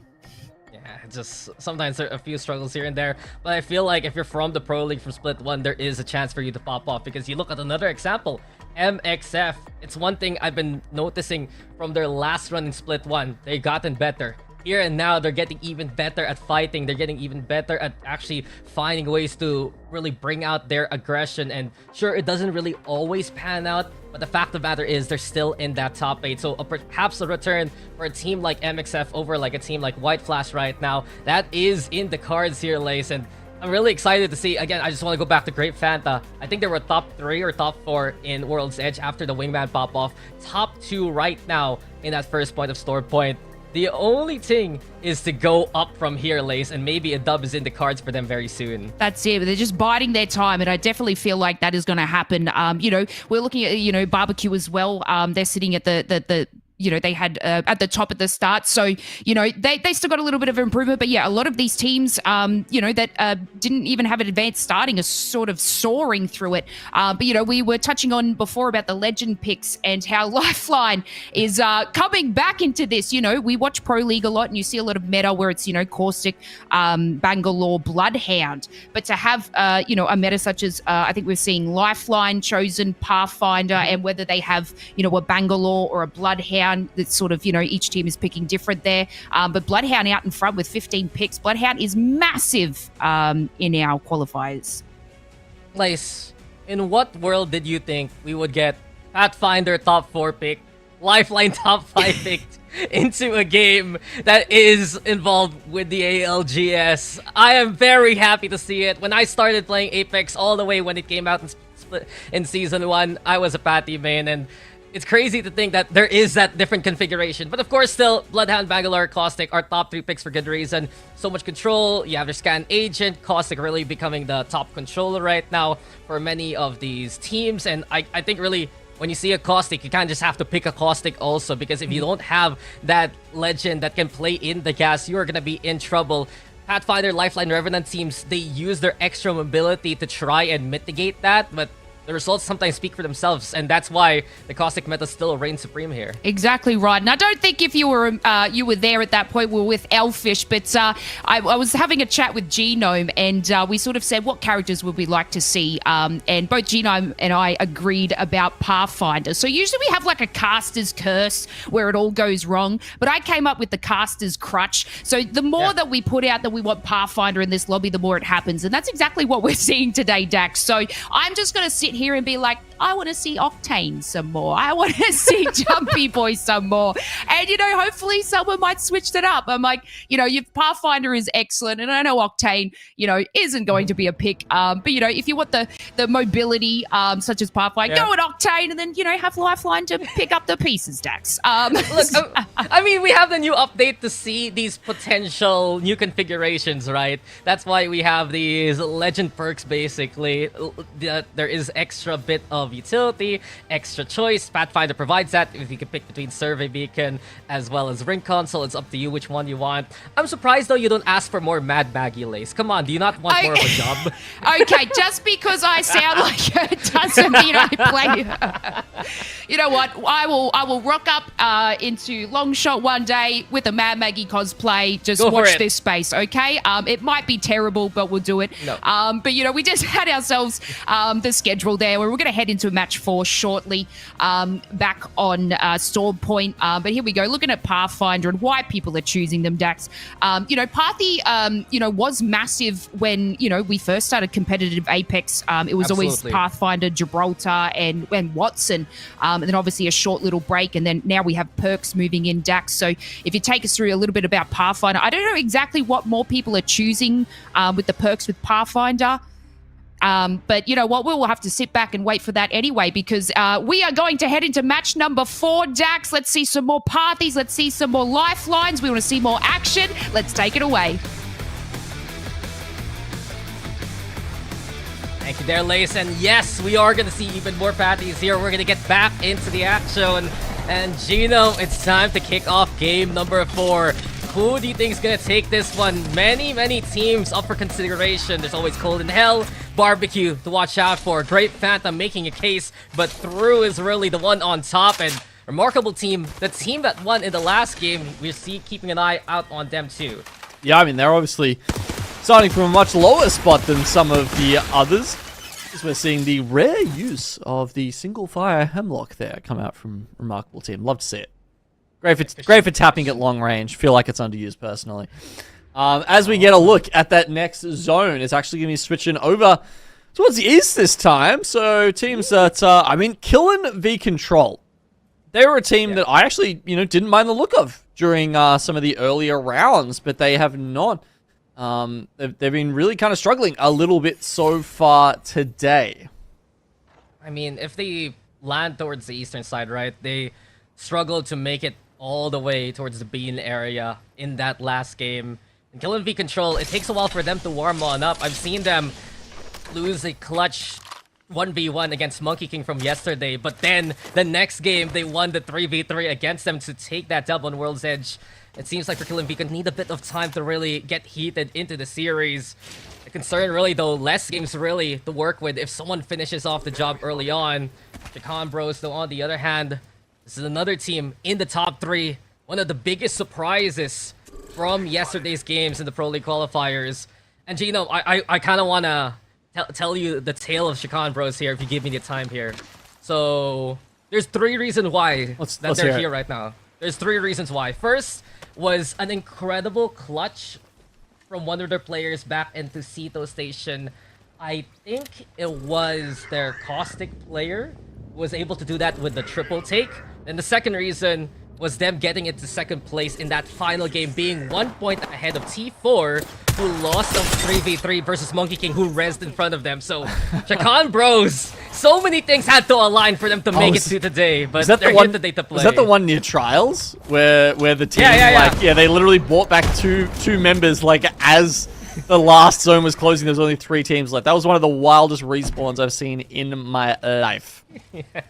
Yep, and they're really performing. I love to see those kind of teams, though, where they get there by such a small gap, but they show why they're here to play. And yeah, Chacon Bros, I'm really excited to see what they're going to do. Ground Zero to a team that can really go in and just go in and kill people. Yeah, they're kind of setting up the drag net right now, because they're on either side of True, and they're set up outside of Echo HQ. You saw them, I think we saw them just before, barreling a couple of bullets in there, doing some damage. And True are trying to work out how they can escape this. But they've just waited there. You can see with Kobe, that actually might have been a defensive Revenant ult. Yeah, exactly right. He needed to use the Forged Shadows just to not get knocked down there. And True playing the waiting game, but now they're the ones knowing that they have the advantage. Rogers with the nade on out, looking to see if he can actually catch anyone from ground zero from above. And True, they're playing the lower ground here. Hizzy sees them coming. Rogers, 1 HP, somehow survives. Will be able to go for the reset, but this is dangerous for True, and ground zero, they will do the lobby a big favor if they knock down True early on here. I'm very surprised at ground zero hesitating here. They literally had Rogers on 1 HP there. That was the time to go. They've let them get the full reset here, and with a couple of nades, I feel like they didn't even really push their positioning that much in that window that they had. You have to absolutely be able to act on instinct in those situations. I mean, this is what I was talking about with Lace. You're playing the non-caustic lineup. You try to use that extra ability to get the pounce on, but it's too little too late. If you go into the interior and you see a gas barrel in front of you, so True stays alive for now. Here we go with Prevail, though, all the way on the side of the northern wall. And who are they facing off? It's Avengers this time, and they're already knocked down to only a single player. KT gone from his conflict. Also, Kentung can't get his gun going here, and Prevail, they haven't made much of an impact into the lobby. Maybe it starts here.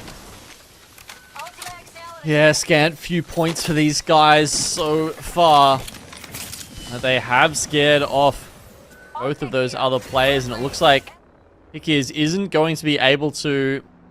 Oh, is he? Is he actually going to go back for those banners? Oof. Anyway, we'll keep you updated on that one as we head back towards Stormcatcher and the surrounds. Great banter. They're actually set further over towards Cascade Falls, and they do not have this information because, of course, they don't have a control character. So, just taking a little bit of a guess here. You know, there's a couple of teams around them. Might be a bit of a red herring, honestly, right? I mean, you see a couple of other teams, you have to try and draw inferences from that, and they might be getting the wrong kind of signals coming out from Kill Devil and BLT who surround them.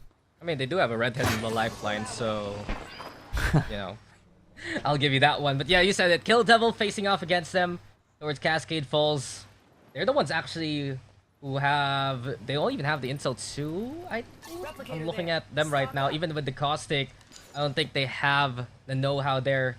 Scandal by the Survey Beacon. That's a little bit of danger. HAUF. The ones nearby on the ski lift. The one squad with the Watson. Looking at Stormcatcher, it's getting crowded. Kill and V Control happy to have the ring pulled their way. It's not going to be a struggle this time. Boom. Even more so into Stormcatcher right now. So that extra elevation will mean a happier time for Kill and V Control here. Yeah, I mean, I was looking at these guys at the start of the round, right? Because they've actually been incredibly fortunate in one way, in that they got both spawns for the beacons, right? They got beacon spawn, they got the ring console and the survey beacon. They also had 2 Evo harvesters very close to Stormcatcher, and it's very rare to get that in any POI, right? And I don't think they actually... yeah, just looking at their Evo amounts, I don't think they got either of them. They essentially, they looted, they scanned both beacons, and then they were like, you know what, we're betting on this being Stormcatcher, so we're just going to sit up here. And that makes it hard, right? Because it means they haven't got a massive amount of loot and attachments. And it means they're also quite far away from purple. There's no lifeline on their team to feed them an Evo cache. So yeah, it'll be interesting to see how that decision works out in the end for Kill and V Control. FPKW, they were trying to play the Trident, and they're immediately gone because of the likes of Cold and Hell. But another showdown, perhaps, between Cold and Hell and Barbecue. Barbecue, think twice about that fight. Will decide to back on away.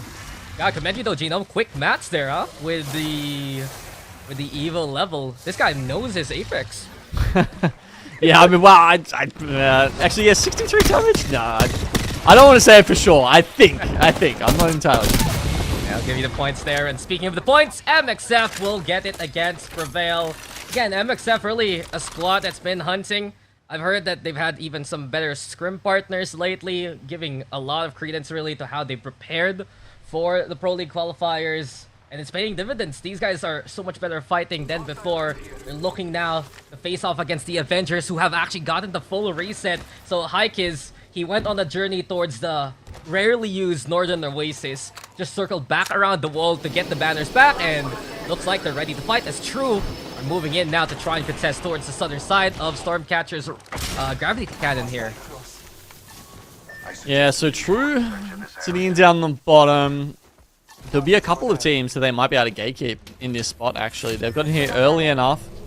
They're even thinking about, you know, should they go up and grab that Evo Harvester, because these guys are like, they're actually very close to purples. Plus an Evo Harvester, a little bit of damage. All three of them should be moving up and getting that second perk. So this could be actually quite a key decision. But do they want to give up that spot? Can they even do that with X-Ray on one side of them and the Chicanes Bros barreling up from the south? Yeah, Chicanes Bros. Acquaintance might know that they're in this position. Eventually spots them, pings them out, actually. Well, he's on the Bloodhound, so Chicanes Bros has an angle to work with. MXF, though, still the contender towards the north, hunting down Great Fanta, who's near the Grav Cannon. A little bit of danger if they use that, just because Monkey King is on the other side of it. So really, these rotation paths, they're getting cut here, Genome, and really the teams that got early into the zone, we're finally seeing them getting rewarded here in this session of games. Finally. It's a taste of success here. And yeah, third spot, not too bad. Cold in Hell currently sitting in second spot, just having a look at that ticker up the top there. Kill Devil moving up. Great Fandra moved into 6 now on Barbecue. So a lot of those names that we were expecting are in there. I don't know, maybe Great Fanta's the one that's sort of surprising here, considering their spot when they came into today. Yeah, Great Fanta played such a gauntlet, playing all those games on Friday, on Saturday, and now still contending here today. This is what I was talking about a while ago with you, actually, that as the longer this lobby goes, the more these teams will realize, let's play Zone.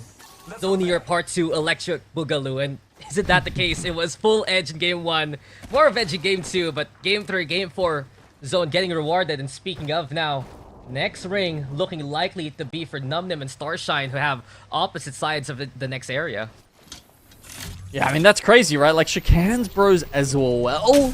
They had literally the last spot in elimination. You know, you took us through that whole journey for them, and now they are in potentially a spot to make Pro League. And I think that just shows you how differently some of these lobbies play out. Seems like the Avengers, they finally get found there. BLT wants to take that KP. And Kill Devil actually in Cold in Hell having a bit of their own skirmish on the southern ski lift. So that's a big fight to watch out for. Kill Devil is a strong contender. Cold in Hell, what, in the top 3, right? They're both really trying to vie for that split 2 position. Force Cold in Hell in cover. Kill Devil with the fair position. While this happens, seems like Rowan is the one getting a bit of that action off screen. So Kill Devil hold things off. It's X-Ray trying to make their way into this area. Quick little Pathfinder swing. Look at the mobility go. And this is where Barbecue is able to bring in the heat. The movement from New Jeans King MSG. What's a showcase when you get the patties online? Reckon he puts MSG when he's cooking on the barbecue? Absolutely. You know that it adds the flavor, Gino. Oh yeah. I'm just speaking with my stomach right now because I'm really hungry, but I could go for some of that myself. Chicanes Bros on the other side are getting into it. There's so many teams now as this ring closes that are gonna have a lot to worry about. Down on this side, you've got Kill Devil. They're the ones taking on. And, it's a tough fight here, but it's come down to a 1v1 to the Chicanes, bro. And unfortunately, Scholar does not clutch it out. It's Bolin, the man who has done it all, even at land before, to pick up that one. And unfortunately, he's going to have to leave his teammates for dead. Not this time for Scholar. He can clutch and see them from yesterday, but not here today. Bolin! Believe, Gino! Believe that he's alive! And I'm not 100% sure about this, but I think he's actually changed his input from MNK to controller. It's been something to really watch out for, as True's also eliminated here, actually. And they've only made it to the top 15, so they might not have enough points to be eligible for the next one. HKUF, though, we're watching out for them. They have a rock to work with. They're in cover. And just nearby, right in front of them, I think that is the squad of White Flash looking to make an impact. Yeah, look, that'd be whoa. Okay. Crispy. Sorry, just some nice 30 shots coming out of there. I mean, if Bolin has done that, I mean, I'm gonna be really sad as you know, a member of Team MNK, but also I'd be like, I was looking at this team and being like, I feel like Bolin should be able to carry literally an entire team on his back if they were like dolphins in front of a controller or a mouse and keyboard, because he's that good in this kind of lobby. So I don't know, maybe that's one of the reasons why he's you know, he's struggling to be as impactful as he used to. I mean, he's still put in the work, especially from the other days. MXF, though, a little bit of trouble here. Artur is the only one still standing, and they went after Monkey King. It's still as even as can be. Arturius, though, getting the shield bat in time. Cover there, but HKUF, they smell blood in the water. Evac tower also being set. Hong Kong Falcons, they know that this fight is theirs. They don't want to waste too much time in it, actually. And they're just getting the confirms here, but HKUF looking to take the building now, and this is their area to control here. Ooh, MXF going down in 12th.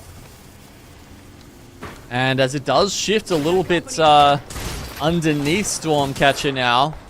You know, they don't actually fully check this genome. Monkey King resets as a 3-0. That is a little bit of a misread there, perhaps, for HKUF, and now they're walking into Kill and Be Control as Kill Devil is eliminated. Easy shots and Kill and Be Control. They couldn't get the Harvesters early on. Now they see easy targets from below, and they get the purple armor that you've been talking about. White Flash, though, on the other hand, here comes the action, and it will be White Flash getting knocked down to 2 immediately. Ground Zero bringing in the pain. Hizzy with the damage there. Absolute decimation from Ground Zero. But wait, there's more. Sato and the rest are looking to find these KP. Numnim will take advantage of the chaos. They get the eliminations going, and they're looking to get back in position now. That's massive for Numnim. They take Godspot. That's exactly where the circle is pulling. But meanwhile, there's just absolute chaos from all these teams who are pulled down from Stormcatcher. Cold in Hell were there waiting for them. But some nice caustic ults removed them from those positions. That said, you can see there's still so many other teams just waiting for the result of this fight. We've got a lot of solos actually trying to see if they can maybe get a res on, but no.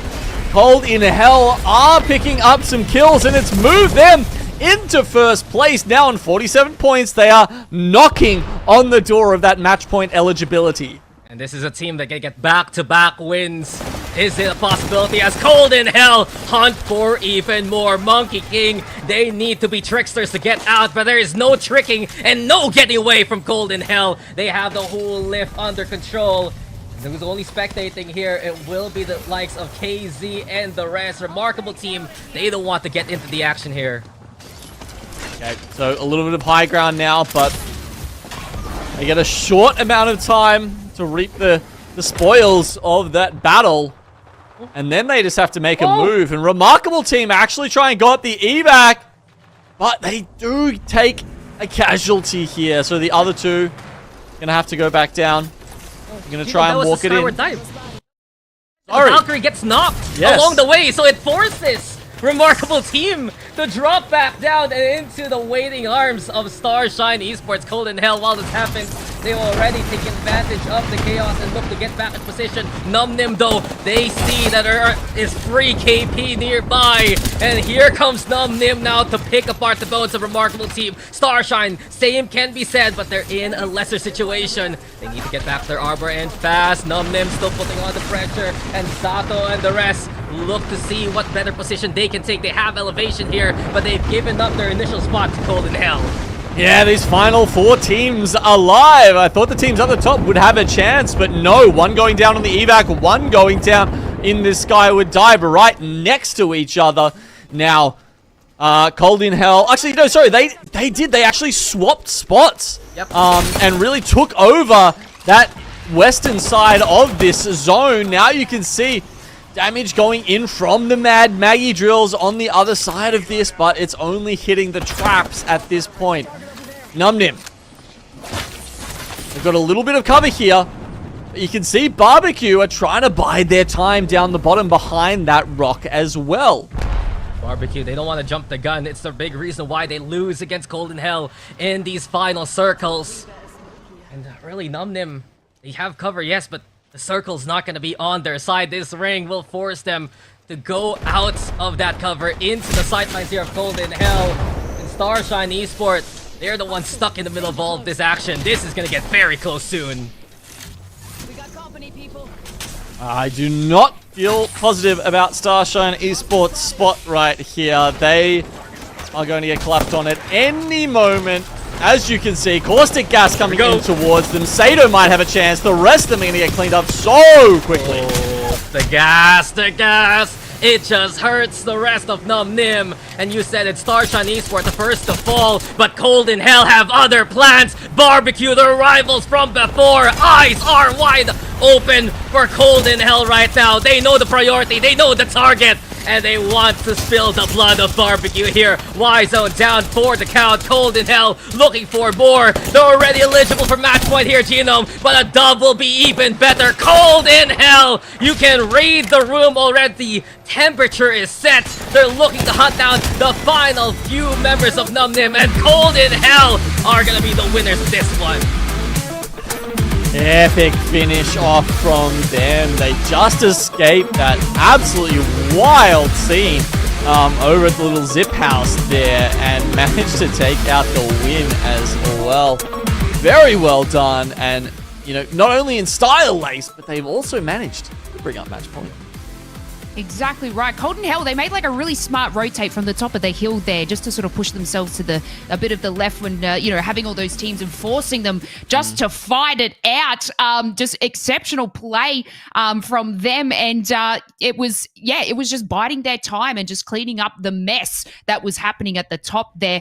You know, we have a lot of skill in today's matches, Genome. You know, currently we have a few teams itching closer to match points. So it's going to be very exciting to see who's there. You know, True was at 45. They were very close, but I think they might have been knocked out a little bit early. You know, we'll touch on that shortly, but yeah, they didn't seem to sort of clutch that up. But you know what? It's still a few matches after this. I think Kill Devil even you know, falling out a little bit sooner there as well. Great Fanta, Gino, being knocked out at about 13th. I know we had high hopes for them to win this match, but you know their performance today, it's still very possible for them. Yeah, I mean, they did go out a little early, but, you know, they're sitting definitely around that bubble in terms of teams who can make it through being in that top 8. Yeah, you just see Cold in Hell here. I mean, look at the damage numbers, the kill numbers.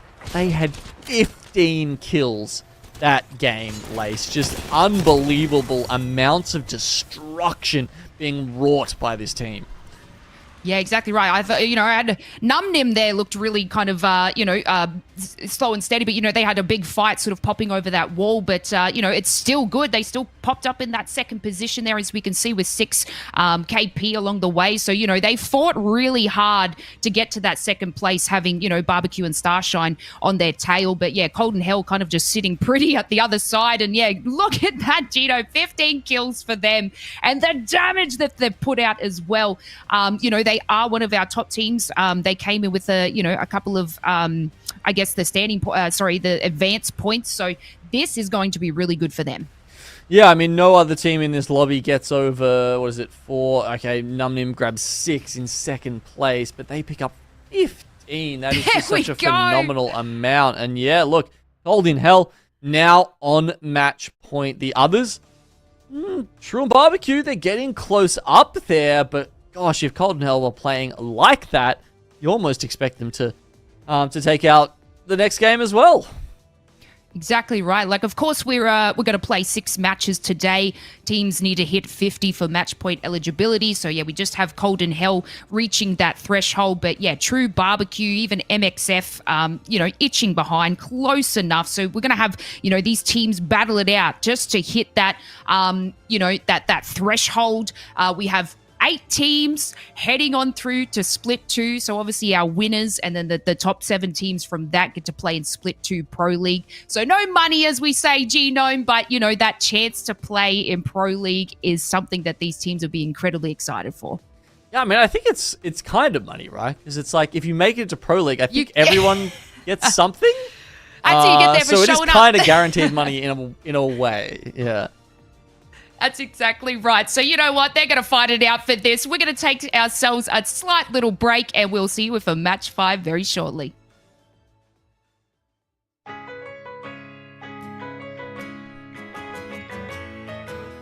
California, here we come, right back where we started from. California.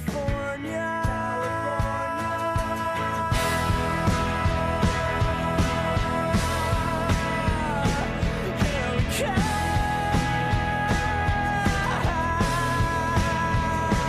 California, California, here we come.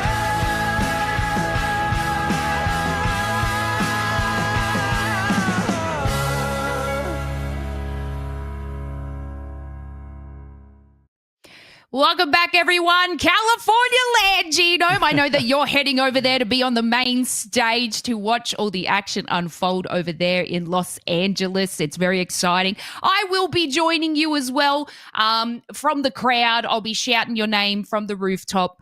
But it's going to be very exciting for, our teams that we saw in Split 1. We have our 8 teams that moved over there to play, in front of the world against the world's best teams, Genome. Exactly. You don't need to cheer for me, Release. You need to cheer with me. Casters, yeah.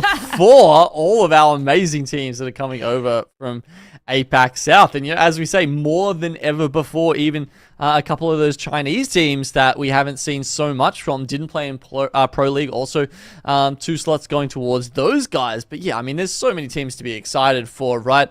Wonton Dumpling, especially, this team that's really come out on top and taken out the #1 spot in our region. I'm so excited to see if Gugu holds up at LAN, because a player of that caliber, I wouldn't be surprised if he's joining the effects, the Koifels of these players who just show up at their very first LAN and put up ridiculous numbers. That's it. We love the sort of underdog story as well. But, as we move over back to World's Edge, we're going to have our match number 5 here. So, we've just played out 2 on World's Edge, 2 on Storm Point, back to World's Edge here. And as we sort of fly over and have a look at where our teams will be landing, I'm not too sure we had many contests on our first 2 matches, Genome. But why don't you take us through where these teams will be landing? Yeah, as we can see here, it's the big wild card, of course, from our World's Edge game was Great Fanta, right? So will they be showing up in this map? I don't know. Chicanes, bros. Moving over at Skyhook East, I think, for what is not the strongest POI ever, they've been doing incredibly well. Monkey King, of course, they've got control of Skyhook West right now. Some would say that is the best POI here over on World's Edge. True. They're at Lava Siphon again, sort of middle of the pack, maybe a little bit above average in terms of how powerful that is.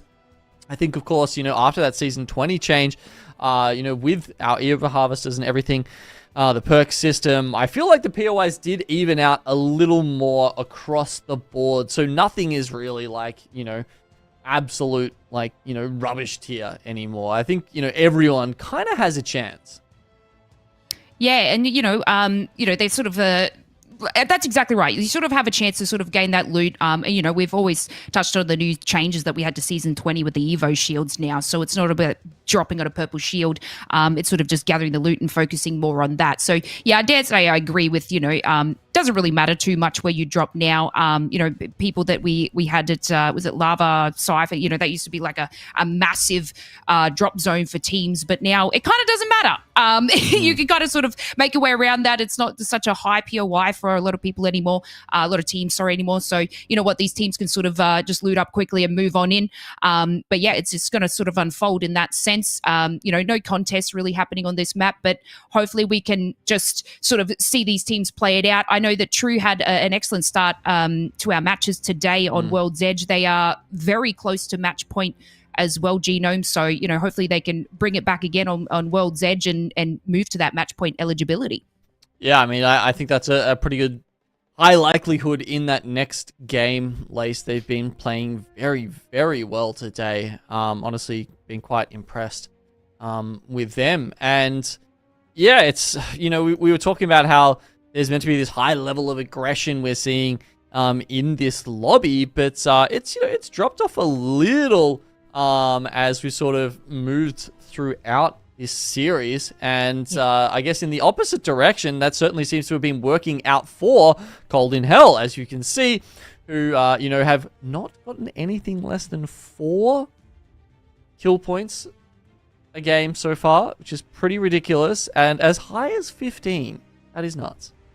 Yeah, they absolutely obliterated just in Storm points. So can they sort of replicate that again on World's Edge? Can they get that sorted? You know, the teams like True that have been dominating on that. Even BLT seem to perform incredibly well on World's Edge also. So, it's got to be a little bit of a challenge maybe for Cold and Hell in this. But, they're warmed up. They're prepped and ready to go. Like you said, they're getting points on there. Can they definitely, I guess, solidify themselves, this win or this spot for World's Edge. But you know what? We're gearing up to head into our 5th match today. We're obviously going to be playing out 6 games, definitely. But of course, it's match point. So that means our teams need to hit the 50-point threshold, and then they need to claim themselves a win as well. So it's easier said than done, Genome. I always be like, you just got to get a win after you hit 50. But, with all these other teams wanting to fight for that too, it's not that easy. So Cold and Hell, our first team to match point eligibility there with 64. True, Barbecue, MX, very close behind. Yeah, I mean, there's been a couple of teams, right, that have really just been, absolutely dialing it in throughout this entire process, and they are essentially the ones at the top there. I think that sort of like 4 to 8 range has been a little bit more interesting in terms of what we've seen today. As we were talking about, Great Fanta just holding on to that 8th spot, but yeah, there's definitely those bottom couple of spots that are going to lead directly into Pro League. Very much up for grabs right now. I mean, Cold and Hell, I think that, they've probably solidified that regardless, because whether they qualify via winning match point or someone else does it, I doubt that they're going to be overtaken in terms of points at 64 already. Yeah, exactly right. Because, you've got the winners of today, but then you've also got the top 7 teams after that. So because of that, I guess that Storm Point game with 15 kill points, that really did push them up to, heading into Split 2. So, they're not going to take a back seat, we'd say, but they're still going to, battle it out and make sure that they are definitely in that top 8. But they're looking really good now. Chicane's bros as well, Gino, they did incredibly well in our first 2 matches. It's going to be good to see them, I guess, back on World's Edge and cleaning up again. So hopefully that they can solidify themselves in that top 8. Yeah, I think not only them, but there's also a bunch of other teams down the bottom there, Lace, that have a really good chance to actually make a comeback. I mean, we've seen big things from Monkey King, I think even BLT at times, in some of those teams. Hill and V Control, again, teams that we've seen shine in certain moments throughout this tournament, and sure, have a big game or two, all of a sudden you're thinking about that 8th spot, and they'll be seeing a whole lot more of us, and we'll be seeing a whole lot more of them come Split 2. Exactly. And as we move over to World's Edge, obviously we saw the Parthy and the Lifeline meta sort of, I think Lifeline had about 6 picks on the teams. We saw plenty of Bloodhounds. I don't know if in our first 2 matches, they really sort of focused on that meta. We sort of change it back to, I guess, the Caustic Bloodhound Bangalore sort of meta that they have here. I wonder if teams are going to take what they did on Storm Point with a lot of the Lifelines and the Parthys into World's Edge. Yeah, well, I mean, it looks like having a look at these team compositions that we've seen so far, obviously, it's pretty heavily in favor of the top one there. But as you move down, becomes a little more scarce. Lifeline, Pathfinder Revenant is pretty fun, pretty cool. A bit of Watson coming in. It's interesting to see her be the sort of the 2nd highest controller legend at the moment. And then I guess, what is interesting next up there, you've got the Bangalore, Horizon, and Mad Maggie. And as we were just loading into that game, I think we may have had another reset, unfortunately. But that obviously is what Cold and Hell was taking it out with, and they've decided to go back to that on World's Edge as well. So I really think those guys just absolutely dominate on that very aggressive style of composition, very reminiscent of some of the EMEA teams we've seen in the past go for those kind of compositions as well. Yeah, I guess teams sort of take into the consideration of, if they're the smaller of the World's Edge map, right? It's more third-party dominant, it's more quick to go, so you won't really see, teams doing that. Want to play more of aggressive sort of play style. But we're just going to take ourselves a quick little break while we get our match underway, and we're going to head into match 5 on World's Edge very shortly.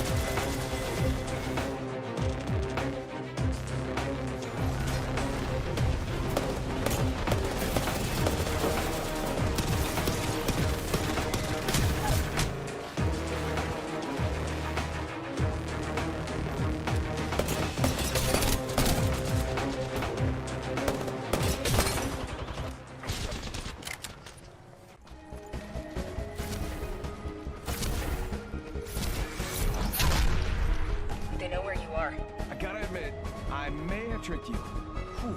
Glad I got that off my chest.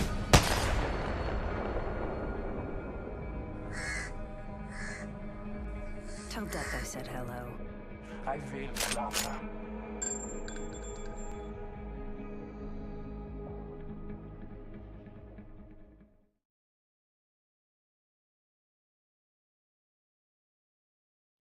That's all right. And just a short little break there as we head on into match number 5.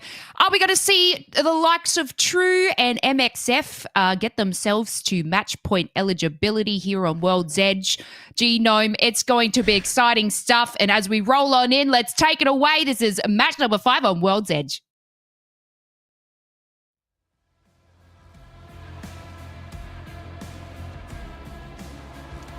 Hey, it may be summertime in the heat, but Cold in Hell is ready to set the world on fire. Genome, Cold in Hell is on match point eligibility. If they take this win, they are done for the session. They are going into Split 2, and we'll get a final Game 6 for all of the other teams. We're back on World's Edge. And I gotta ask you, pretty much the question right now, the elephant in the room, can Cold in Hell take it, or will someone else be able to stop them here? Oh man, that's a big call. I wouldn't be surprised. I'd put it at like a 50% likelihood, honestly. If they play like they did last game, they honestly, it feels like no one else in this lobby is on the same page, is playing the same game as them. What I want to know, Dax, Yes. is like Cold in Hell. Like, it's a bit of an odd name, right? Like, do you reckon it's been translated weirdly or something? Like, do you reckon it's like it's meant to be like sort of like Hell freezes over or something like that? I don't know, man.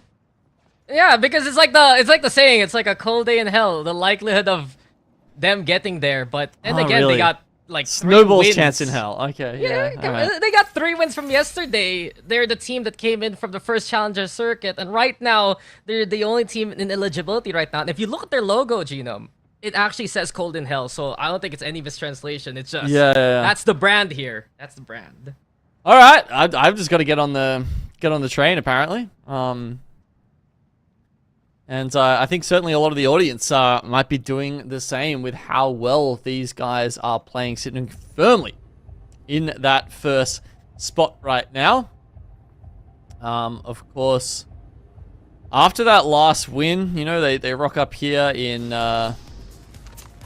World's Edge. I mean, they're even landing over towards the epicenter, which is like really not one of the best. I mean, we were talking about how it's, you know, things have evened up a lot.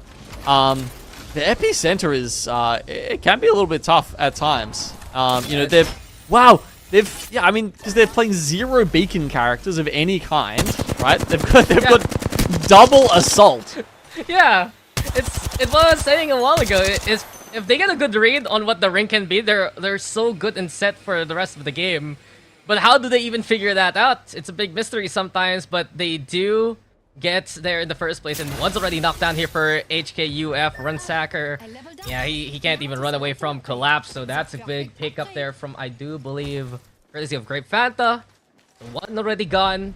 I do want to mention it, though, that Cold in Hell, they don't really declare a drop spot, really. They're just like, wherever we can go, and eventually they see where it's free. And they're moving into where the likes of Remarkable Team, you have FPKW, also X-Ray in that position, as this ring, a little bit reminiscent of one of our first rings a while ago, towards the overlook side here, as FPKW sees contact. Oh, go Cookie, go! It's a great beam, just waiting, lying in wait there for the Corsic. And it looks like the Corsic does get the bat off, but still Tasting Blood is there to try and pick up some points that have been eluding FPKW so far today. And Cold in Hell, they're zipping in. They want to get the fight going, and they want to see the action now. X-Ray down to 2. And FPKW, they realize there is more than they bargained for. Tasting Blood trying to get away as Cold in Hell sees the contact. Missile swarm, though, from the Valkyrie of Remarkable Team, the only one running that legend right now. Cold in Hell, here comes the Wrecking Ball. Absolute damage with it. Black Hole also in position to keep their opposition contained. And FPKW, they draw one of the first bloods into the game, yes, but they're the first team eliminated here. First team eliminated, and usually Cold in Hell are the first team to have triple reds because of the amazing, incredible amounts of damage that they output and how early in the game, how willing they are to take fights and get that damage through their evos. So, nice little start off for them there, and I can tell you that's even going to be potentially a very good spot to play zone from. So, Cold in Hell already putting their mark on Game 5. Oh, but MXF, this is huge for them versus KVK. Controlled action, beautiful coverage used there by Artorias. But AVG, the rest of Kensung, here comes the Avengers now. Are moving in, come to collect. Assemble is an understatement. It is just eradication onto the opposition. MXF They don't even see this coming, and the Avengers here picking up where their opponents left off from. So they'll be taking up that spot. They've got a lot of the ring to themselves. Plenty of Evo Harvesters to run through on the way into Overlook and the surrounds where most of the teams are sort of gathering. There's kind of like two different circles of teams right now. There's the ones in Overlook, and then there's about 5 or 6 teams who are very much playing a little bit of edge and taking their way in. Yeah, and these edge teams are actually finding one another. And I guess that's why we've seen so much action even in different parts of the map, right? It's all about skirmishes right now before they get into position towards the ring. And speaking of another one in the vault tunnel, Kill Devil rolling their way in, creeping onto the staircase, collapse will fall to their hand. Loki also gone in a blink of an eye, and Grave Fanta is left to 1. They've been impactful in this lobby so far, but we've seen them get wiped out early on World's Edge. I'll repeat the possibility. Kill Devil have gotten their shields back online, but their HP is low. If this armor is cracked, their lives are forfeit. Nico gets and one. That's what Nico's gonna go for. The damage is done. Levy, the only one still standing. It's a 1v1. There is a bit of a reset here, but and Nico, Grave Fanta. He's got the ultimate there, so he can still bring out the shield jammers if he wants to. He's gonna put them down the bottom. This is a really smart option. It allows him to get the res off. Makes it hard, but no! No. Oh, it was such a smart play, but unfortunately, Barbecue is going to come in from the other angle, and that would suggest that Kill Devil is also about to meet their end. Yep, and it's not even Barbecue getting it done. It's Prevail on the other side. We had 2 teams fight for Vault Tunnel. Will we get another 2 teams doing it again here, Genome, as Barbecue and Prevail? Think about it real quick. Prevail decides to disengage. Yeah, now that's not a great situation for Loki and Co to be in as well, because you got to remember they were in 8. They do need more points to keep up that kind of pace and make sure that they maintain that Pro League spot here. Kendo just tried to drill the guy in midair. That's crazy, but in the end, Ground Zero gone. The Avengers get it done again. And if they're gonna rally, they have to do so and fast. They're still in 15th place, but we know what Highkiss, KT, and Kentong can do. Biggest damage numbers from yesterday in their lobby. Today, of all days, they need to perform. Very much so. 16 points is still quite a ways off that off that pace though, Dax. I think it was maybe up to like 29 points or something when we were going into this game. So obviously that's going to tick up by a few more, which means they definitely need to perform well in this game and the next probably if they want to start giving themselves a chance at playing Pro League next split. Yeah, and checking the scoreboard real quick. 28 points for Grape Fanta. It's almost a guarantee that they get knocked down here by either a Remarkable Team or X-Ray if they get even a few points on the board. It's so close at the bottom for our final few slots, but immediately the Ring are seeing it pulled towards the northern side of Overlook this time, and look who's in position. Sure, you have White Flash, sure, you have the Shakan Bros, but all the way on the northeast, Cold in Hell calling it again. Oh man. That is insane that not only do they get that early pick there onto the other team, but also just managed to pick a fantastic spot in the circle too. This is huge for them. And, you know, of course they can win it this game. We would still play the game 6 out just without Cold in Hell. They'd be sitting on the sidelines just, you know, just having a snack and watching along with the rest of us. It's a minimum of 6 games, but they are the only team currently on match point. Yeah, I mean, they're going to be sitting pretty unsplit too, that's for sure, but DLT, the one from afar. Uba trying to at least make this Nemesis count, but the ones they're facing off against is Cold in Hell and Booba. Nah, don't bother. Not them, not there. BLT, just stay alive, please. Now, this is interesting that World Edge has played out very similarly to, or very differently to Stormpoint, and very similarly to the first couple of maps we saw here on it, right? Like, lots of teams dropping early. Stormpoint was a bit of a more relaxed affair until sort of Zone 2 or 3. Sadly, what you mentioned, right? Everyone who's stuck on opposite sides of the map when they land, they end up finding each other. But we've seen more teams this time mobilize towards Overlook. It's 1, 2, 3, like 5, 6 squads towards the south of Golden Hell. But we see Monkey King, and they are looking to mean business. They have the bridge right now. Aimbot peering to where BLT's at towards Climatizer. You also have Remarkable Team nearby here, but this ring, it still pulls towards Golden Hell, Genome. Huh. Yeah. Wow. They just got that magnetism, huh? Mm-hmm. The crystal ball, really. Yeah, look, I don't know how they do with the ladies, but it's certainly working with them for these ring pulls right now. It just keeps going north. They've really got it dialed in.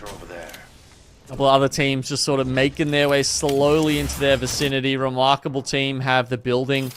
And we've got BLT actually looking to try and go towards the caravan that will be around Golden Hell's position. Other important teams like True sitting in second place. Again, they just need 3 points to try and give themselves a shot at taking out this series. Or at least getting on the match point. That's the first step. Okay, fine. Rogers.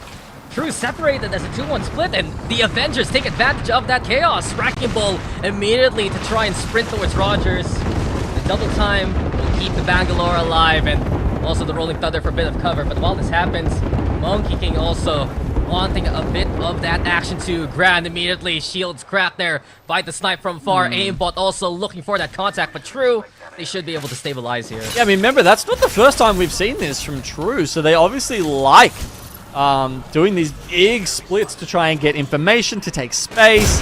But then, obviously, they have the ability to disengage as well. But this time, the Avengers have managed to get right on top of them, and they're putting huge damage in. Should have been the age of KT, but he's already down for the count. Also, Hykin, same punishment applied, and the Avengers eliminated instead. What a turn of events that True is able to build on, Genome. And I just want to say this, over the past few days, there were so many lessons that they've learned losing out in clutch situations. They're bringing it today. Man, I've got no idea. Was that a lot of damage coming through from Monkey King that helped them out there? Because they'd taken about 200 damage without doing anything before they got in. And now, all of a sudden, they're having to repel Monkey King as well. The first knock comes down. And now it's all up to Rogers, who's coming in from the zone. He's got the Rampart Prowler to try and do this with. It's a big ask. Yeah, Rogers, Captain, the captain, truly. True has been a long time name in the Pro League qualifiers. Oh, no. Has been in these challenger the circuits. But the res you mentioned, they're back here for Monkey King, and they want to find that final member. They stay above too, and Monkey King, a team so strong when they get to really come together inside the truck. And, Golden Hell are there again. It's like they called it right from the start, man. They put a pin down on the map, set up tents, and yeah, they're just sleeping in their hammocks until everyone else catches up about 4 rings later. I mean, they're setting themselves up for success, that's for sure. In the best position to make it into the Pro League. Remarkable team, same cannot be said about them. BLT will take advantage of the situation. Remarkable team is gone. But look who's coming their way again. Monkey King are still in the action. It's not a journey to the west anymore, Genome. It's a journey to the north and a journey to find BLT here. BLT are above them. They've got control of the caravan right now. And yeah, as you say, Monkey King, they've got probably about a minute to make their way in, and then I think eventually there will have to be a fight between these two teams to see who gets the west side. I guess the question is, you know, will one of the other 6 teams down the bottom, are they going to come in? Will there be an evac to get in and around this, or will we just get the straight up 3v3 that I'm kind of hoping for right now? I mean, some bombardment, that's for sure. 7Ed lobbing these nades towards the path of BLT. While this happens, Prevail and the rest of these Southern squads looking to find their position. But back to Monkey King, and a beautiful hard start there to open up shop. They're trying to shoot through the smoke, looking for anyone to knock down. All those shields broken now, and this is Luna and the rest crumbling at the seams. Damage done here by Monkey King. They want to get in there. They want to take this spot, and BLT getting knocked out. They do, and they realize that they need to get in there sooner rather than later. Other teams are going to be joining them. They win it, they get the res, and they've taken this very important spot that rivals only that, really, of Cold in Hell. Sitting pretty with Cold in Hell as Prevails is all gone now. The Chicane Bros struggling to survive. Rukoko, please don't blow up the Rolling Thunder. There you go. Rogers with a hoorah from at least the distance. And White Flash now. They're seeing their Spark Beast snuff. HKUF gone. White Flash is gone too. We're left to our top 5 and this 5th ring hasn't even closed yet. Oh my, and Cold in Hell are just putting damage down upon everyone outside the circle. They're essentially sitting on the edge now and thinking, hey, yeah, we can gatekeep 4 other teams. Like, yeah, we're probably capable of that. So with Numnim going down now as well, it's kind of all up to Monkey King. The rest of the teams are in a bit of a state of disarray. Monkey King versus Cold in Hell. Monkey King, the only team to try and stop Cold in Hell right now. When they're giving the chance to rotate, they're able to perform one of the most dominating lobbies from yesterday. But Cold in Hell is a different beast. Here they come to stake their claim into Split 2. And they will take this one again. A back-to-back to qualify for Split 2, man. Cold in Hell, more like Cold the Ring, why don't you? Incredible! Congratulations to Cold in Hell. Of course, we will have a victory lap. One more game to finish off the series. Yeah. Amazing stuff from Cold in Hell. We're still gonna get our final game, folks, for game number 6, but done in 5 for Cold in Hell, only rivaling what really happened in APAC North. But welcome back, guys. Lace, especially, what you think about that one? I'm sitting here with my mouth open. What on earth? You know, match number 5. What a passionate start, losing 7 teams before round 2 closes. And you would assume if you're match point eligible, you would take more of like a back seat and get the placement. But, you know, Cold in Hell cleaning up, I think it was like north of Overlook. But it seems like they just knew where the spot was to claim. And that just solidified them that win for match number 5. I've got goosebumps, Gino. I mean, yeah, like, they were literally in Zone 6, like, from Zone 1. It was a pretty crazy call. This fight right here was just like, yeah, okay, that's it. We're setting up permanent camp here. We're gonna, you know, they pretty much had time to build high-rises. They were in that final spot for so long. Yeah, it's just insane. Like, they just knew how to play it. They just took their time there right at the end. And, you know, what we see in qualifiers is, and Dax and I were sort of discussing before, you know, not a lot of teams take position early on in this sort of league. They sort of clean up the outskirts. It's always third party after third party fighting their way in. And as we saw sort of teams closing into Overlook there, it was just a mess on that one rock, team after team just falling. You know, even True, I was watching, looking like they were going to go down by Avengers, but it's like they Uno reversed them, and Rogers, I think, managed to secure them 5th place there. Yep. With that Rolling Thunder right towards White Flash especially, and that's one of the best things we've seen from True. Their improvements, even considering their last year runs with only Rogers still being in that roster. But Cold in Hell, it's just a different call. Even with a composition with 2 offense legends, they are able to play zone so controlled, and once they have that position right, they just decide to scoop up anyone coming their way, and once it's that final 1v1, they push out and call it a day. Yeah, and I guess taking a look at this scoreboard, Monkey King had a little bit of a rough start, you know, getting taken down quite early on, but look at them popping up into 2nd place with 8 kills. They just obliterated in match number 5, and that was really good to see. Also, Numdim, who performed incredibly well on Storm Point, you know, having to fight their way out on, you know, height there, coming in 3rd place, Genome. So, you know, these teams, it just feels like they're getting it together in match 5, but of course, you know, Cold in Hell, match point eligible, taking out the win. We're still going to play out match number 6. But, you know, True, look at that, solidifying match point as well. But we're going to, I guess, see our top, you know, we have to wait for our top 7 teams who may move on to Split 2, Gino. Yeah, exactly. So, yeah, essentially match point kind of done and dusted at this point. Don't have to worry about that now. What we do have to worry about is who gets into those top 8 spots. Cold in Hell they've wrapped up number 1 by points, by match point, by any metric you want to any way you want to put it really. But we look down there at 8th place, which is sitting at 30 points currently, and there are a bunch of teams who are very, very close to that. HKU, remarkable team. Monkey King, who obviously had a very, very good game 5 there, are now knocking on the door of Great Fanta, who I don't know, man. Their nails must be hurting at this point because it feels like they're just holding on to the edge, and they're down to the last bit of that. Is so close to falling off. They've had 2 games in a row now where they've struggled, but still somehow are in 8th place. And I just want to chime in real quick, guys. Anyone over 40 points, they can be basically assured of that split 2 unless something really goes awry for them. So, shake hand, bros. They just need to survive for a little bit longer. Same can be said for everyone above them. But look who's in 9th place. Monkey King, after that 2nd place in the last game. They're getting their form now. And if the Monkey King that we see into our final game later on is the Monkey King we saw in the eliminations yesterday that got over 100 points, there is a chance for them to sneak in. You're exactly right, Dax. They're just warming up. It's just been 5 matches, but they're just warming up at this point. And, the teams are very close on that leaderboard. So we're going to see, a couple of teams shuffle.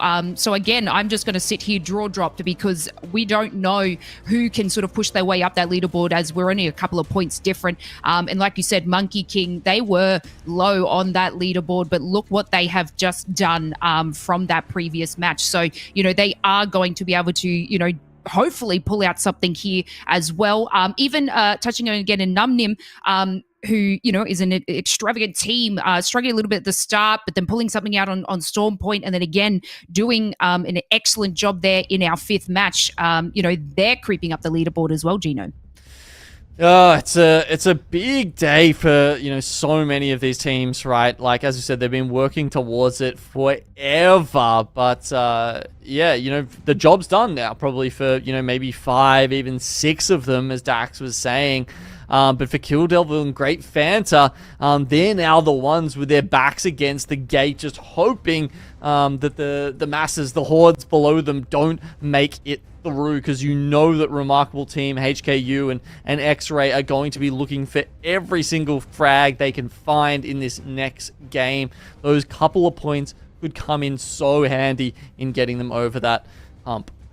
Yeah, we just need a crazy low-key wingman moment again for Great Fanta. I'm calling it now. We just need low-key, grab the wingman, pull something out of the bag, and I reckon they can definitely put themselves up in that top 7 spots. I mean, there's that chance. And I guess really, I'm looking to see if anyone else can be a wild card here. Maybe if Ground Zero can have a big game, the Avengers can have a big game. There is small chance, but it's really whoever's closest to Great Fanta right now. Because if Great Fanta can survive, they can actually have a good game. And that's really what I'm looking forward to, if Loki can make some of those calls to keep the team alive in placements. Yeah, exactly right. Even Chicane's bros, very close there as well. I guess they have been, performing very well in the first couple of matches, falling a little bit short in our last couple of ones, but I'm going to be keeping a close eye on them too, sort of moving on into our 6th game today. We've obviously played, 5 games. We've got our match point winners cold in hell, so we will play out our 6th match, because like Gino was sort of saying, we want to make it fair for all our participants. If we saw what happened in APAC North, one of our teams winning it in 4 matches, we thought that through a little bit. We're like, give these teams a chance to sort of get their grips on things, and we're always going to play out the 6 matches. I think that's actually a great thing, especially for people in qualifiers where they're not used to such the heights of Pro League, but they need to have their chance to shine. It makes it like incredibly stressful for these teams though, right? Because there's usually, I should say, an element of uncertainty in match point where you don't know whether it's going to be the last game or not. Where there's always a chance that it could keep going, but now we know this is it. This is game 6. We're kind of back to just a regular Pro League series at this point, and it's like, okay, we can start seeing some silly stuff come out. We've already seen some of the teams actually try and claim Survey and Epicenter, so some teams trying to switch it around, because obviously Cold and Hell are no longer playing on the next World's Edge map, so that frees up that POI. Yeah, exactly right. And Dax, if you want to sort of take us through maybe what we're going to see going into match number 6, I don't know if you have any sort of things to touch on. Maybe what like meta we might see. Will we see a little bit of a change up because it's going to be our last game today? I don't think so, honestly. These guys have been playing these comps for so long already. They're gonna stick with it just to see if their best can make it into the split 2, right? But I do feel like with Cold and Hell being gone, that's already such a big threat in terms of playing that zone. It allows even more teams to play a little bit more in the interior. If they get that data, they can push in, and even more angles right now for perhaps teams like, I'd say, Wide Flash to try and play and contend with. HKUF is a team that we've seen try to get in position at BKW and BLT. They might be able to at least have an impact coming into this game if they find their way in. Exactly. That's incredible. So, we've just had a bit of a draw-dropping game number 5. We're going to take ourselves a short break, and we will see you back for our final game, game number 6.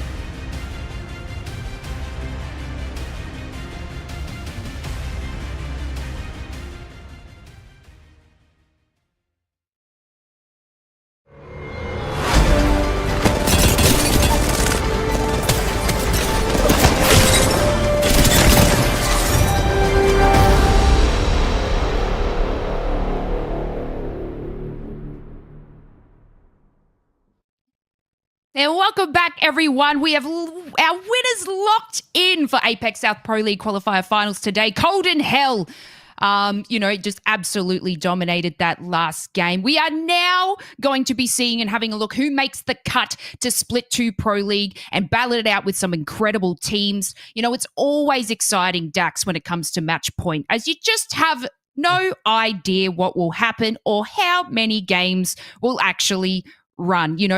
We did split one. I think it was about 7 or 8 matches when we had I think it was 5 or 7 teams in match point eligibility, and then I think it was Serenity. I remember taking out on the Rock and making it go even longer. But we come to qualifiers and we already have our team Cold and Hell locked in, Dax. So now we're going to watch the likes of the rest of the lobby place in those top 7. Look, Lace, we had 10 games for Split 1. 10! For a I match was point. half asleep, obviously. And then we only have 5 now, so we decided to cut the games in half, basically, to call it a day. It was one of the most exciting things I witnessed, especially with TYK taking it. It was a good run. It was so good fun. But last game now, guys, this is where really it counts for some of these other teams. Exactly right. So we're going to head into our final game today, match 6 on World's Edge, to see which teams are going to head through to Split 2 Pro League. Let's take it away. Well, in hell, they're going to be packing their bags to Split 2, but immediately here into the finals. Our final map, HKUF. They're getting contact immediately, Genome, and look who's fighting them. It's Grape Fanta. This is big, though. If Grape Fanta loses out here, they might lose their chance into Split 2, but them catching out Black Road is a good beginning, and Grape Fanta with the advantage now giving chase. I mean, yeah, how risky is that? But hey, they're giving it their all. They want those couple of points, and I mean, I don't know, again, this seems to be Great Fanta. They're going for that strategy, I believe, of just trying to surprise people to completely catch them off guard when they're not expecting the contest. But obviously, Great Fanta are. That gives them a big leg up. So look, they get 1 kill. But considering how the last couple of games have been, Dax, 1 kill and 1 point, that could make the difference in the end. So I guess the question is, where do HKUF go from now? They're actually heading towards Mirage à Trois, which I think is probably not a bad option for them, because Vixaria from True is she's gonna they're gonna loot the ship, but then from then on there's a lot of other loot spawns that they might be able to go in for. That said, the battle is not over. Landslide becoming a TDM arena, basically. Yep. And look who's contesting next against Great Fanta. It's BLT. Elevation here. Booba sniping with the Peacekeeper. It has a shotgun bolt, so I don't really blame him. Oh, letting that one charge on up with a choke, but BLT fending off Great Fanta. Oh, and this no. puts such a big dent in the plans of Great Fanta. They're Well, low HP, low in loot. Oh my god, so low. I mean, they literally have about 50 bullets between them at this point. As you can see, they're shuffling around medkits just to try and get that last little bit of health up. Obviously, taking that early contest, they don't have a lot of time to grab that loot. So another team comes in. I think this is from Countdown here, and they're very much going to try and get the better of them. And Tickle actually getting the knock onto one. Neither same can be said. It's a 2v2 for now. And Great Fanta is literally fighting for their lives, fighting for Split 2. They're holding the opposition at bay for now. Loki thinking about the disengage here. He's run out of bullets too. Tries to go for the melee. And everything is left to a 1v1. Luna gets the clip going. Great Fanta is gone. BLT same can be said. The grief gets going. And Great Fanta, their lives are on the line here now. Oh, I mean, I like the strategy here from from Great Fanta, right? But you're gonna pay for it in some circumstances. The other teams are reading this. BLT comes down, and they had no chance. You see, they literally just run out. They actually played the start of the fight very well. They hit a lot of their shots. They were actually ahead. The conduit radiant transfer certainly helping them out. But at the end, they were swinging. They were swinging for their hills, but it wasn't enough. Look, this game, it will go down to minimal points here, Genome. Griefing is the way, truly. And FPKW, it's haste and blood there. They find the target, and that's one more KP for their show. And really, the bar now lowered with the elimination of Great Fanta early on. Other teams can take advantage, but MXF is making a case to be the aggressors here. Moving now into Skyhook, giving chase to anyone else nearby. So Monkey King losing one out early, and if MXF can shut down Monkey King here, Monkey King loses out on their chance to qualify. It's a very good point, Dax. It's a very good point. I mean, I think when we were going through the preseason qualifiers, the ones before Split 1, a couple of these teams got lucky, right? A couple of the teams who actually missed the cutoff, they then did eventually get led into Pro League after some of the other teams, couldn't make it through. So maybe there's a chance here that if you come 9th, 10th, in today's games, that you do actually get a look in for Pro League. But of course, if you want to lock in those dates, if you want to be, make sure you're playing in those series, Dax, you need to come in the top 8 here today. It makes me think, Genome, if there's a team you don't want to see in Pro League, why not hunt them down? And MXF is doing just that. They know Monkey King, they land towards Skyhook West, if I remember correctly. They do have True nearby. True doesn't want to get in this kind of situation. They're only going to be happy to take third party, and instead, who's chipping in to the potential contact here? It's a remarkable team in position from the train tunnels.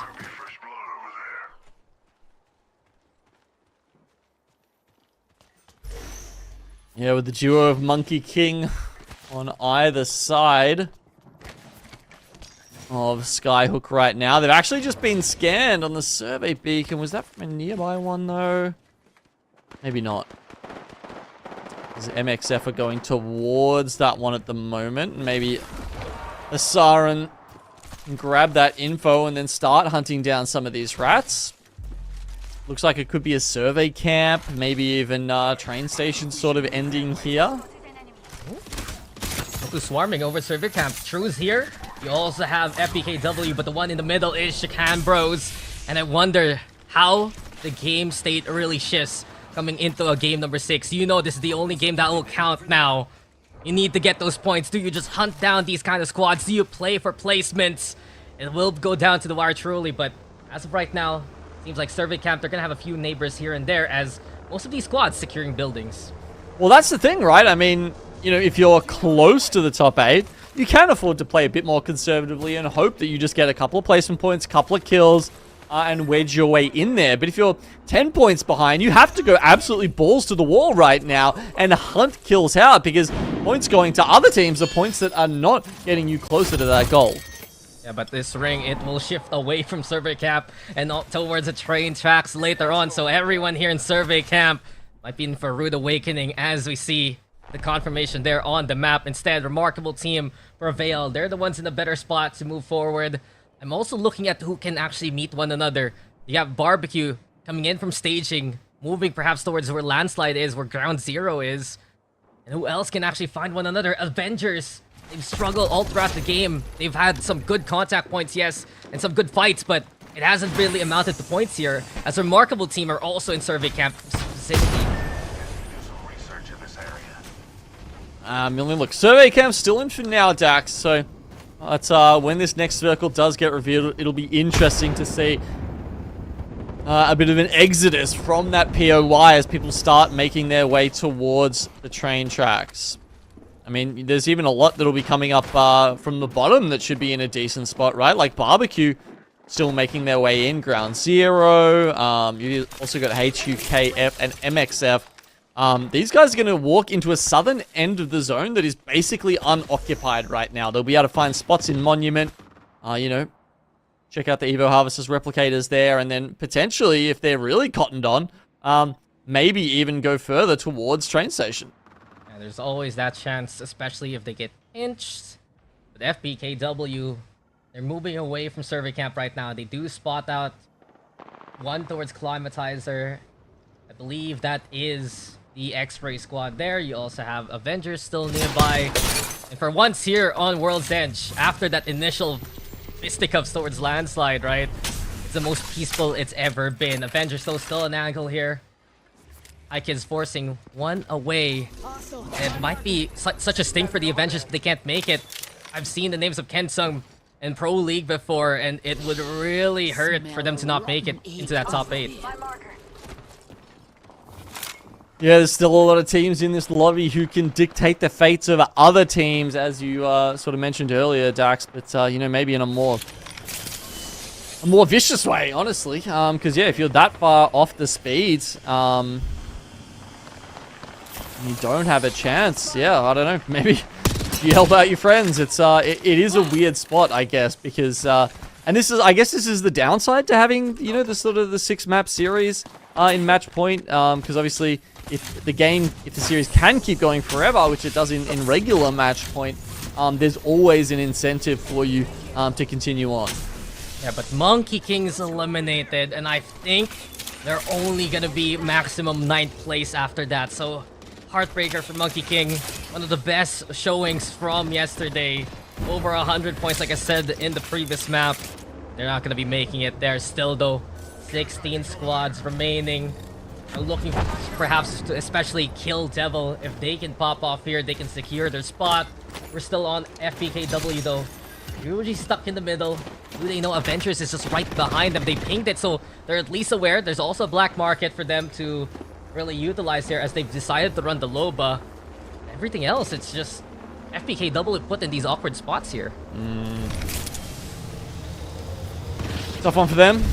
Okay, we're about to get that next ring reveal, so yeah, it'll just be fascinating to watch the team start swarming here, because Avengers, you know, if the ring pulls north, this is exactly the spot you want to be, but it doesn't. It pulls very, very far away from there. It's actually a bit more northerly on that sort of hill above Survey Camp, or, you know, below Survey Camp, depending on we're talking about the map or the actual elevation of the spot, but currently no one occupying it. Absolutely no one.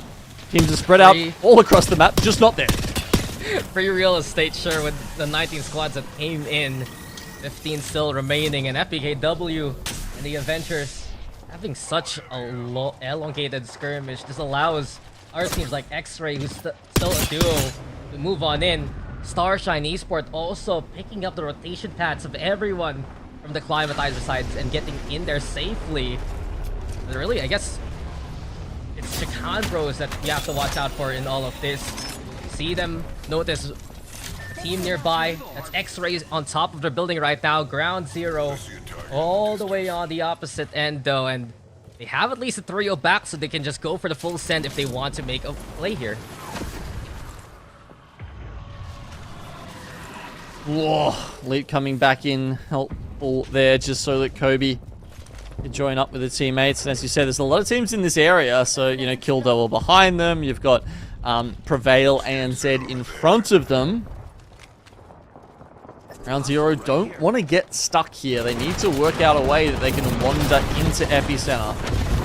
Eventually, finally, FPKW sees the Avengers in front of them. It's been a long time coming, but the Avengers will fall for the final time.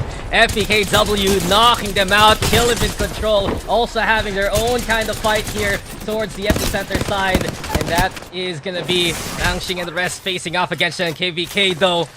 Want to make a statement here. Lizzie already down on the ground.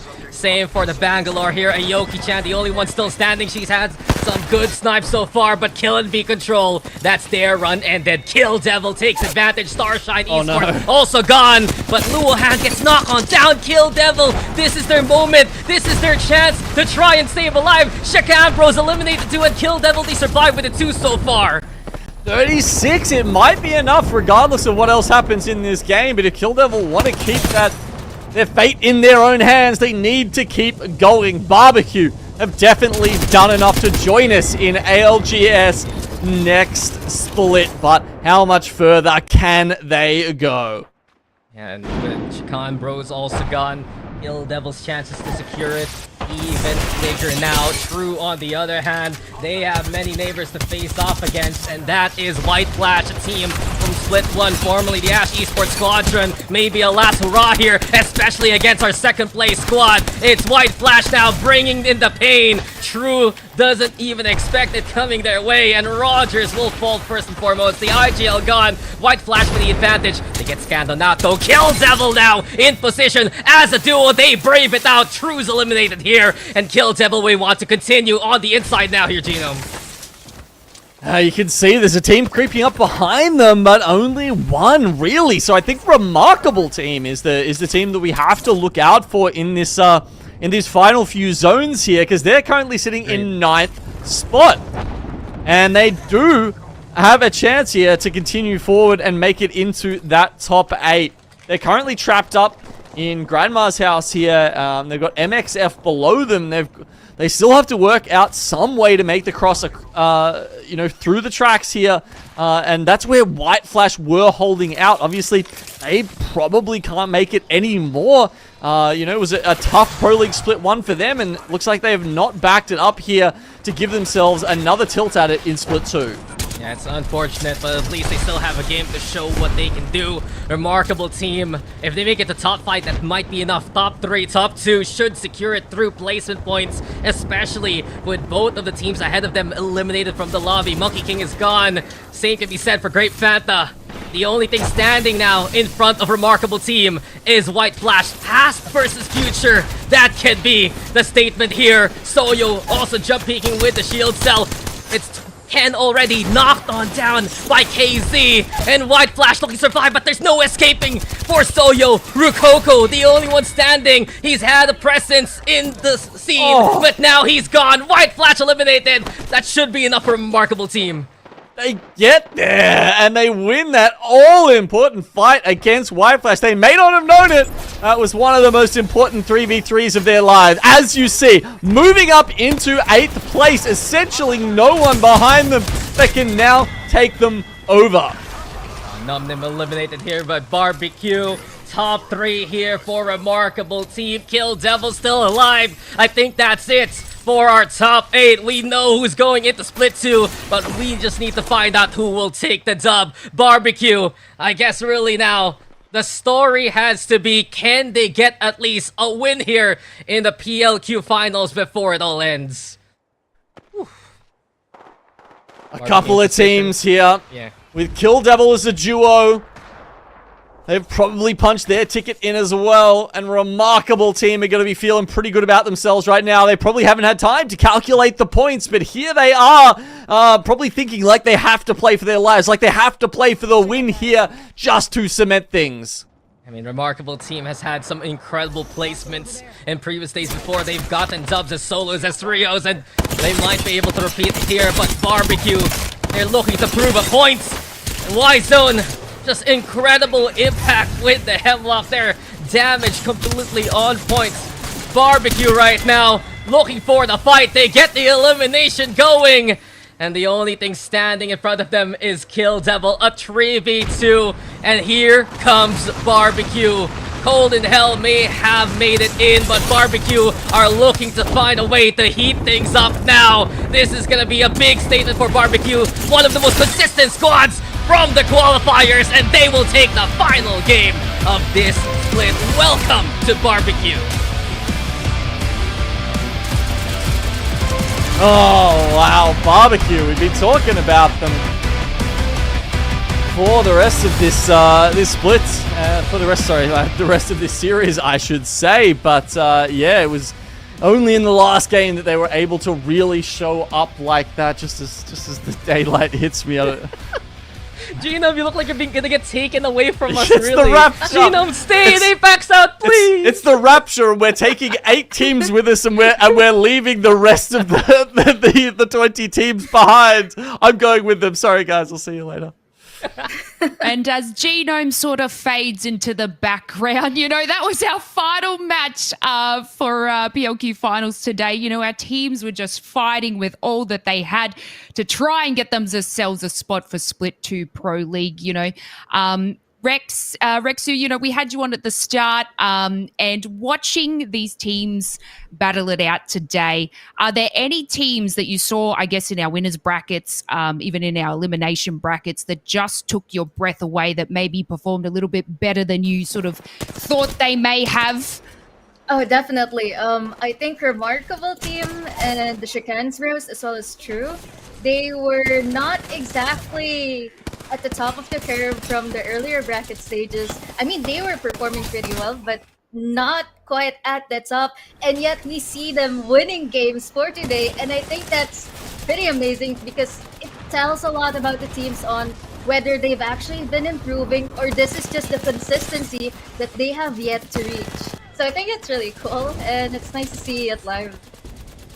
Yeah, exactly right. And, it does come, I guess, a little bit down to pressure as well. You can watch these teams sort of, do extremely well in scrims or I guess even in, the winners brackets, elimination brackets. But then when it comes to the finals, sometimes just that extra added pressure can make teams sort of thrive or flop, I guess. But, great fanner I did want to sort of touch on at the start there. They had one mag of bullets, I think Genome said, some punches and a dream. Genome, I think maybe, unfortunately, that sort of potentially hurts Great Fanner at the start.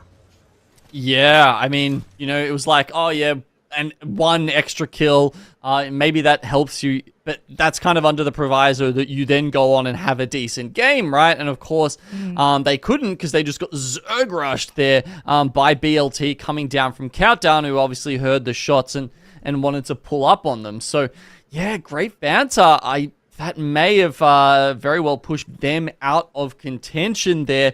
It was an interesting strategy. It made the start of our games a lot more fun today, just putting the big question marker on the whiteboard and being like, hey, where are they contesting?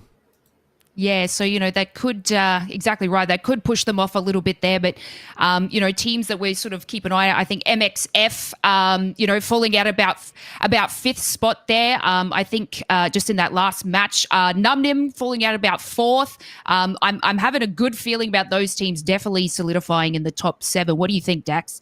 I think really just the fact that we got top 2 for Kill Devil, top 3 for Remarkable Team, it's enough for them to secure their spots coming into the top 8. And I guess my biggest question right now is, can Barbecue actually sneak by True to take second place away after their first win in the qualifier finals? I'm very happy for Barbecue, really, because I feel like that was the only weakness that they've had all throughout the past few days. They're really great in scrims. They have the best average placement and kill point ratios, but where is the dub, right? And they at least prove that they can do that before they get into Split 2. Yeah, exactly right.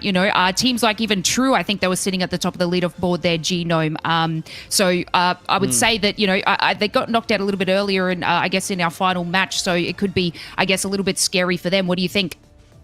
Yeah, look, I think they've sewed it up regardless. It's kind of a battle for pride at that point, really, whether they get, second place or whether it's barbecue that comes over the top of them.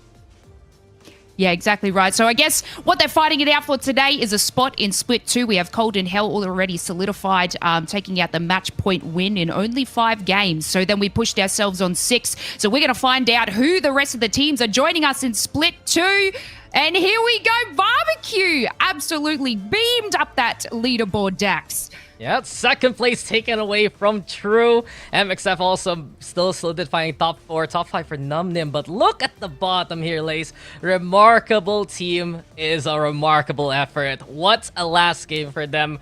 They played for their lives. They played out of their minds, really, compared to all the other games we had so far. Even Genome has noticed it, and they're rewarded by it. Early eliminations for Grape Fanta and Monkey King just sealed the deal for that last outing. Yeah, and I know Rexu was just commenting on before, watching Remarkable play throughout qualifiers. This is a team that sort of turned it around and sort of moved, into this finals with, uncertainty. But it was really good to see them, Rexu, to sort of have them in that top 8, don't you think? Yeah, I think that they definitely improve a lot based on what we saw on the lower bracket. Well, I wouldn't say it's lower, but on the earlier stages of the Pro League qualifiers. And aside from that, I've also like to mention the Shakans Bros, because they were the very last team to qualify to the finals. Indeed, the clutch. And at the very last game, they needed to play second in order to play for today. And would you look at that? They're now at top 7. Which is pretty insane, Lace. They had an excellent start today, Genome. Yeah, look, the other thing that really surprised me about this top 8 is when you think about, how many new faces we are going to see in Pro League for Split 2, right? It's only Kill Devil and MXF out of those 8 Pro League teams that got relegated at the end of Split 1 that will now be joining us. We've got 6 other new teams that are going to be joining us in Split 2 and being able to show, just what they've got, whether, how different it is playing from, just in these Challenger Circuit matches and now to the Pro League Qualifier, where the level's going to be very different when you start going up against the likes of, Legends Gaming and Wonton Dumpling. Yeah, fresh meat. But, you touched on before, Wonton Dumpling moved their way up through qualifiers, I believe. So, and then seeing their performance in Split 1, me and Dax definitely just keep saying Wonton Dumpling. We definitely saw them just obliterate in Pro League. And then, yes, going against Legends Gaming, it's just going to be a nice mix to see these teams, Dax, just be able to move to Split 2 and verse people like Wonton Dumpling, who also had to go through qualifiers. I mean, they're trying to prove that they're the best. It's time for them to get to that big stage. And really, my eyes are on certain teams right now. I mean, Colin Hell, it's already a done statement. But again, a look at Barbecue. They have so much good potential. True has been one of the most improved teams there. Numnim is a force to be reckoned with. Chikan Bros, as Alexi has mentioned, clutch that comes out of nowhere. There's so many names right now that you can be very hyped about coming into Split 2, especially after what happens in the Split 1 playoffs. I wonder if one of these teams are going to be facing off a defending champion. Who knows? There's always something to consider here, because it just means that the level of competition getting even better now. Yes, and, that's exactly right. We're going to head over to LAN. We still got Split 1 playoffs to get through, so it's going to be more Apex action happening in Los Angeles. But we do want to sort of take a nice moment to thank Ash Esports for I guess, holding the show at the start. Rex, who obviously, you've been throughout them and seen all of that happen. Like a massive thank you to them, because, getting to this, having this passion, getting us on the broadcast has just been nothing short of exceptional. So, yeah, we want to thank that definitely there. And I guess, Rex, was there anything else that, you sort of want to touch on, I guess, from being here and watching the whole sort of qualifiers, I guess, move throughout to the finals? Well, I think that the Challenger circuit is definitely no joke, and getting through the Pro League qualifiers, also not a joke. How many games have we seen this weekend? And I am looking forward to seeing the new Pro League teams compete with the best of the best from the region, and I guess Split 2 is going to be fun. Yeah, that's it. We'll get through our Split 1 playoffs. Obviously, Genome, you're heading over there to do some casting for our region. And I guess, very excited to see our region hopefully dominate. Can you give us for the long shot production, can you give us any sneaky sort of insight into how do you think our APAC-South teams will square against the rest of the world? For Split 1, I think... let's go. Let's just go have a quick refresh here. Look, Notes. Legends Gaming. I just really hoping we've got the full squad over from them. If we do, I think they're going to do really well again. I think Wonton Dumpling are going to impress people. I don't think they perhaps will do as well as some of the other number 1 seeds from the other regions, considering it's their first LAN, but I think they're going to come in firing, and especially in the group stages, will do really, really well. It's good to see Tom Young Kung back there again. Boogie Borders, Team Burger, they've got a lot of LAN experience. I think those guys are going to do okay. And then, we've also got to kind of talk about Dark Zero and Moist as well, right? Still 2/3 APAC South. I still consider them APAC South teams, and I think those guys are both genuine, title contenders, right? They are probably, I think, 2 of the best 3 teams in the world right now. No, I couldn't have said it better myself. Like, just the skill that comes out of this region. Like, we love to sort of joke about Dark Zero, Moist Esports, and, seeing them go throughout there. But, this is where they started. And then we have lots of teams following in their footsteps, heading over to LAN. And it's just, it's going to be absolutely amazing, incredible to see. But we now have our top 8 teams moving into Split 2. Obviously, we're going to see that play out. I believe it's May to June. So we'll see you back for them. But of course, I hope you guys just stay in the Apex action and watch the Split 1 playoffs happening in Los Angeles. I'll be in the crowd. You'll see Genome on stage. I'm sure Dax and Rexy, you guys will be chilling there, screaming at the screens from the background. And it's just going to be an excellent show. But thank you, everybody, I guess, for watching the Pro League qualifiers with us today, the finals. It happened in 5 games. Congratulations to Colden Hell and the rest of the teams joining them. We are the Long Shot Production, and big shout out to our production team as well. You make this seamless and smooth, so thank you so very much, and I'm hoping we can see you guys back in May for Split 2.